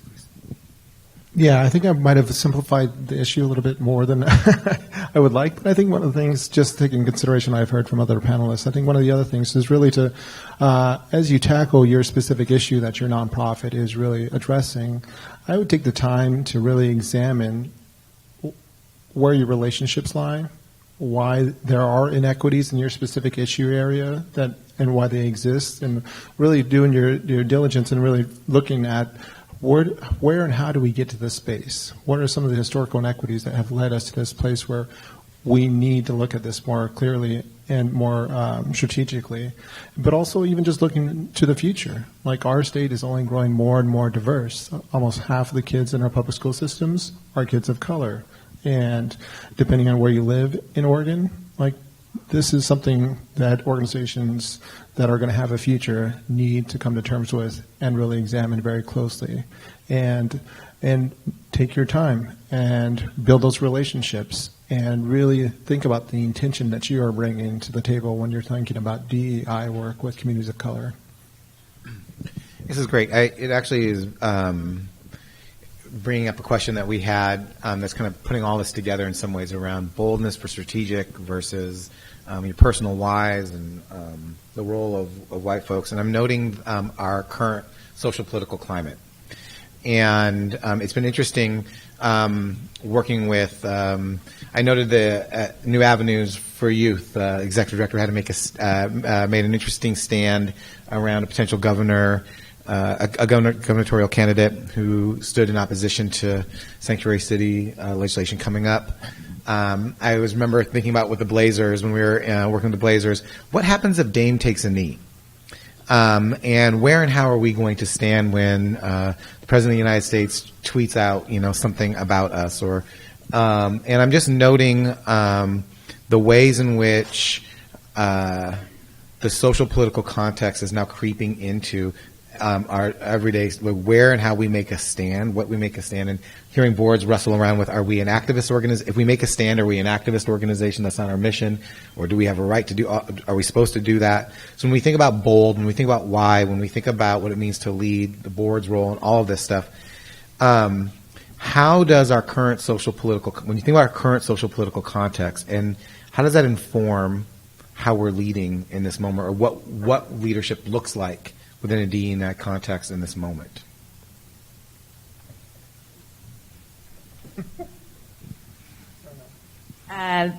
It's easier and harder all at the same time. I think the stars are brightest when the night is the darkest, and so there's, I believe, a lot of hope that's coming out of our current social political climate. I will say on a couple of examples in our work post Charlottesville, I felt a personal sense of urgency for us to step it up. That there was no place for us to be anything but bold, urgent, and getting this work moving forward. And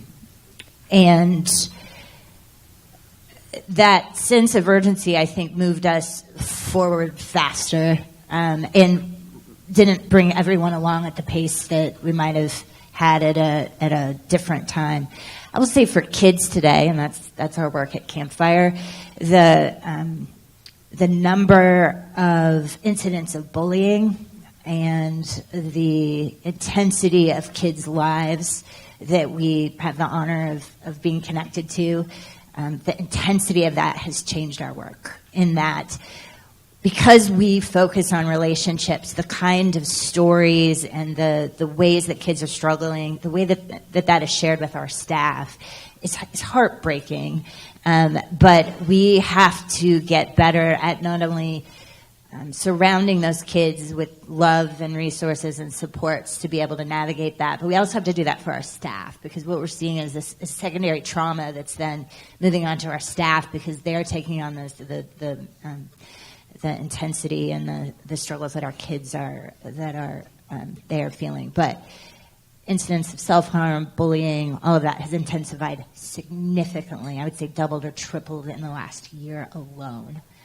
So our work has to change. And so we're trying to keep up as fast as possible, but we do everything in partnership. So that is the critical aspect of, I think, all of this. So as we address this, it is about, when you're out in front, making sure you're not alone.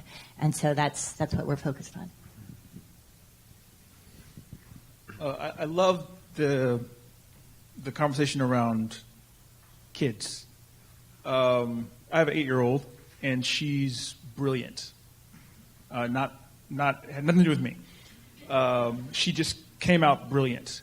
And I think it's interesting the kind of conversations that I have with her about family separation and homelessness and those difficult conversations that those conversations, they're not difficult because the facts are on the ground, and I think it's very easy to explain to her how those things function. And what's interesting is that we live in a time where, if she asks, why are those kids being separated from their families, we live in a time where there's enough information for me to tell her very precisely why.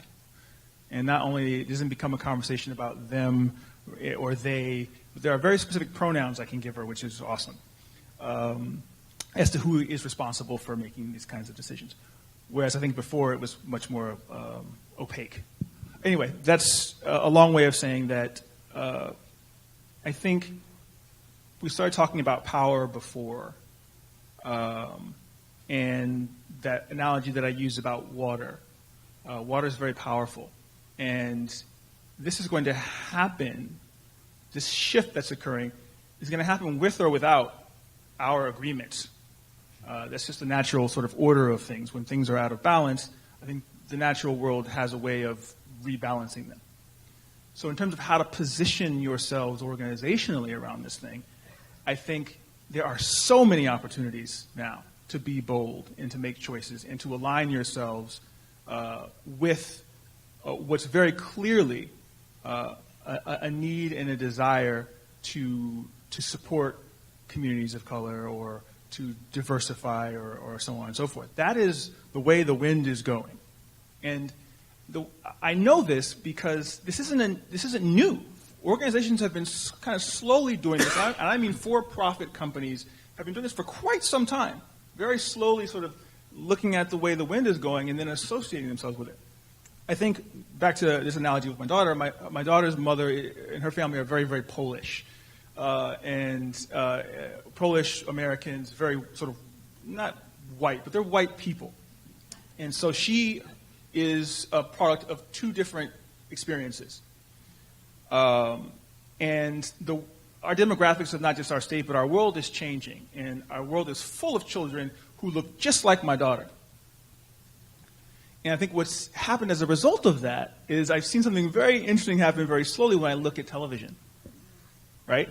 You see television, and the characters start to look different. I see tons of kids that look like my daughter. And this is great, because I see my daughter, and she identifies with the characters on TV, and I can see a direct impact on her self-esteem as a result of choices that are made on a creative level in some writer's room or boardroom somewhere in Burbank. And I think that is almost the definition. And one thing I would really love in that situation is I would love for organizations to have sat around in a room and said to themselves, you know what? I think it's important for us to look at the self-esteem of young biracial children and children of color and make sure that they're growing up with healthy, strong examples so that they can grow up and be productive members of our society and not be concerned about their own self-esteem. I would love for that to be the motivation of boards and companies the world over. But the reality is that's not the case. The truth is they're looking at the numbers, right? And so one thing that I would really hope and I would really want, and I was very militant about, is I want those boards to feel the moral need to do it. And I almost look at these television shows and these products and these dolls that have darker skin tones, which is wonderful. And I look at myself and I'm like, they did that because they want to make money. They're not doing that because they think it's important for the self-esteem of my daughter. And that really would burn me for a while. Because I want people to feel the need to change and to do it because it's the right thing to do. And so I grappled with that for a really long time. Until, again, I look at my daughter and I see her and I see the impact. And I see that she's much more confident than I was when I was a kid. When I didn't see myself on television, or when I did, I would see it in a way and in a manner that was depicted that wasn't as dignified as it should be. So I think that's for me to deal with, but I think the reality is what I've come to understand, and this might be somewhat controversial, but I think it doesn't matter how it happens. It just has to happen. And then eventually, perhaps we'll begin to look back and see the value and then recognize the need to replicate that in the future. But it has to happen. And the reality is it's going to happen whether we like it or not. How we align ourselves to that change is what's most important. And I think if we want to benefit our organizations, if we want to benefit the companies, if we want to benefit our communities, we have to get on board. And again, I think getting on board, literally or figuratively, depending on how you want to look at it, getting on board, I'm not concerned that, I'm less concerned about how. I just want it to happen. Yeah, so I think the idea that today and every day, I wake up shocked, and I wake up afraid for my kids, and I have 3 small kids, 10, 9, and 5, and it's driven the urgency for me as a board member to be more bold, to demand more accountability, not only of the organizations I serve, but also the missions that they carry out and advance. So I demand, I've been very fortunate in what I have, but what I have is what I want for all the people that the Native American Youth and Family Center serves. Those families deserve just as much as what I have. And I've been very fortunate and I've been lucky, but every one of those people has the potential to have a certain quality of life. Again, going back to dignity and respect. But I think when I think about this this current social political environment, it really makes me think back and frame this in a larger, sort of longer time frame. Like I unfortunately had to go back to attend 2 funerals. 2 uncles had passed within a week of each other, which is not the best circumstances to go back and visit the Navajo Nation and my hometown. But it also gave me that time to sort of reflect and ask my mom very deep questions about our history and who we are as people and why we do certain things the way we do. But it's also important for me to realize that, like, my mom is named after my great-great-grandmother, who was one of the first few folks that came back to settle the land after the long walk to Fort Sumter. So this current social political environment has been kind of our normal for a very, very long time. The idea of isolation, the idea of exclusion, the idea that we don't have a place in society, don't have a place in the economic markets. It's been something that we've been struggling with. And you see it from that historical lens and that place base of being on the Navajo Nation, and then going from there to my other role as a co-chair for the Affiliated Tribes of the Northwest Indians Energy Committee, and talking to tribal leaders throughout the Northwest, and they are in that same phase. Like, they are fighting for their rights. They're fighting for the land that they have a very significant cultural and historical tie to. And so when I see these people and these folks and these leaders on the ground in their communities actively advocating, it propels me forward, and it forces me to really examine, what am I doing today to improve my community? What am I doing today to push the organizations I've committed myself to serving to do more, to be better, and to demand more accountability from organizations that they work with? Because we can't do this alone. And I really, I think this awakening in this current social political environment is really divisive, and it's really scary, but it's not anything new that at least my community has experienced. This is not something that I think, it's just the fact that I think more people are seeing, unfortunately, African Americans killed by police on cell phones. People are being awakened to the inequities that have always existed, and more people are demanding accountability for those inequities. How do we get this work done better? And again, I believe in those 4 R's, and the relationship piece really, really matters. I appreciate that. One final question, and then we're going to close here. And I appreciate you bringing that this is not a current environment. This is a little bit, we talk about the constant perpetuation and showing up. And to the answer to that question, folks, think about, sometimes when I look at images that are really graphic about the oppression that was happening in the past, I always look at the people who were around and wondering, like, what were they thinking? What was going on with them? And I also wonder about those times and saying, okay, who was on the sidelines in those moments and who was really active in those moments? And I think if we think about that both in our past and then currently, right, like in this current social political environment, who's on the sidelines here, well-meaning, want to do stuff, but not really pushing, not being as bold as we need to be, not making the stands that we need to be making, and who isn't, who's in the game. And I just appreciate you just acknowledging, like, hey, this has just been an ongoing state. And I think the call out is like, hey, are we going to continue to participate in the historical ways that we've been participating, or we're going to be bolder? All right. A final question. We've been talking a lot about power today. If we think about inclusion, as we talked about earlier, as kind of a shift in power and having people who are experiencing disparities have a voice in and central in shaping how we address those disparities. By nature, people don't give up power. If equity ultimately requires power to shift hands, how do you suggest we get board members and executives at nonprofits to give up some power? Say that question again, just Yep. the first part in particular. By nature, people don't like to give up power. If equity ultimately requires power to shift hands, how do you suggest we get the board members and executives at nonprofits to give some up?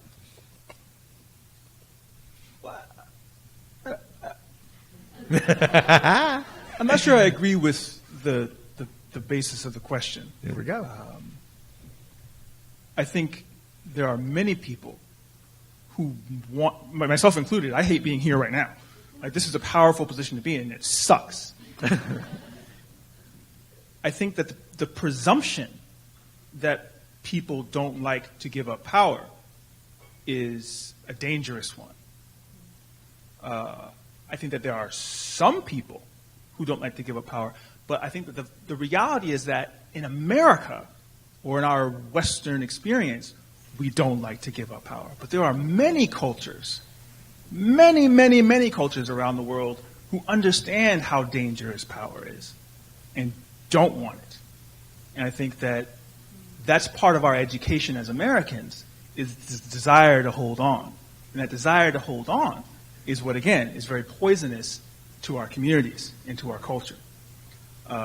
So it's difficult for me to answer that question, because I think that, or to begin to address that question, I think that the premise is wrong.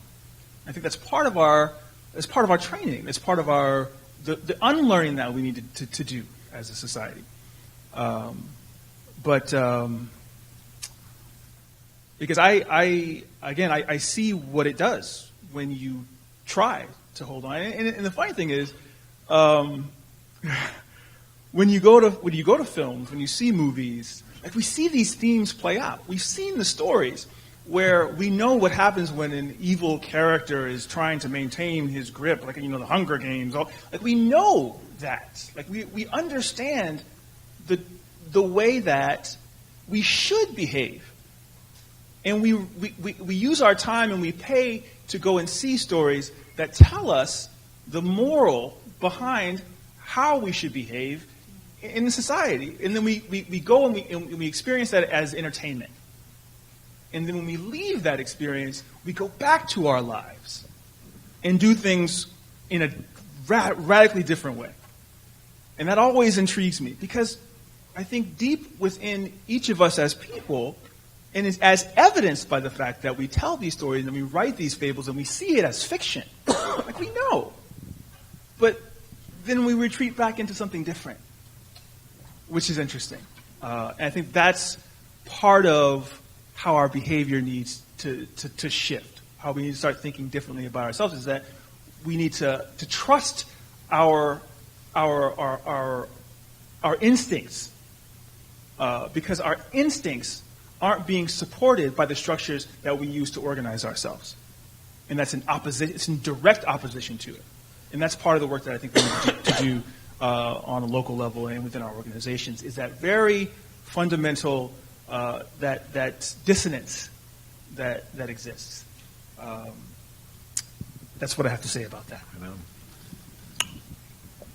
Just from my own sort of practical experience, I think just the persistence of bringing up, sharing of power is an interesting thing too, because it's counterculture to like what I learned growing up on the Navajo reservation. It's not something I feel comfortable engaging in, but I think it's also one of those things where I believe that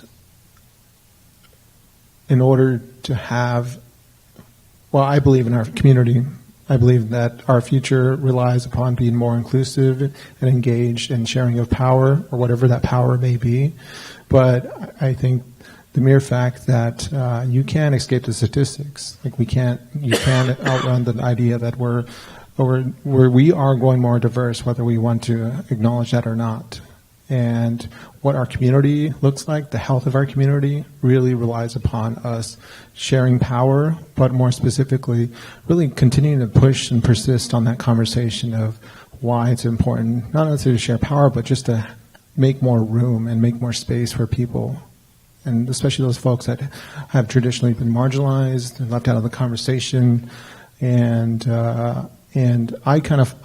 Personally, I fumble through some of this, and it's really uncomfortable for me. And it's hard for me to be the lone voice pushing back on some of these dynamics that I see playing out in different rooms, whether it's political, whether it's nonprofit, or in different spaces. So sharing of power is an interesting dynamic. I don't think it's generational in some respects, but I see it playing out, and I think the best way you can continue to address that is continuing to make the case for what the future holds for that organization. Where do you see yourself in 10, 15 years if you're going to be around at all?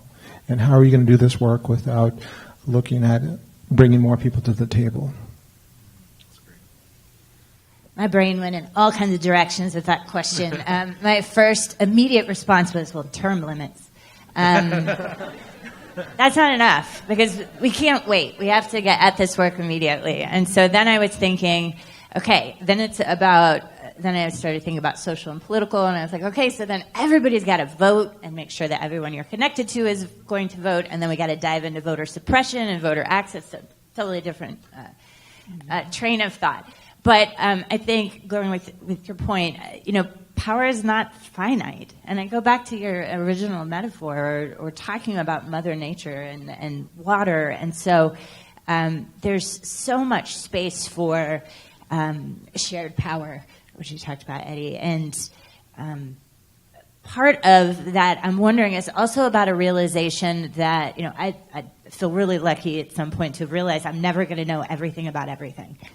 You're a kid, you're like, if I just learn all these things, then I'm going to be able to be successful. And then I realized at some point, you're going to start forgetting things, and you can't remember everything. And so then it's about being in partnership and about being in relationship.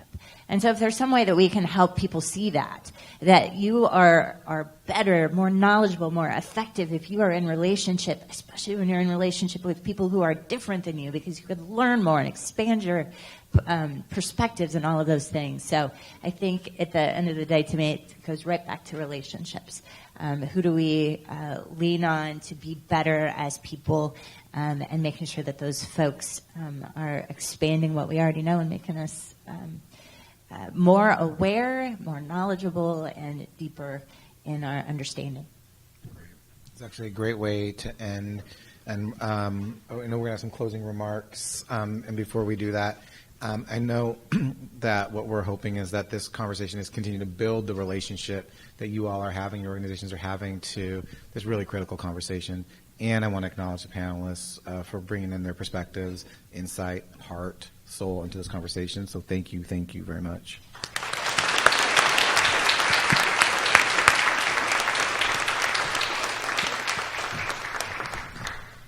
Thank you, Hanif, and big thanks to our panelists for a very thoughtful and engaging conversation today.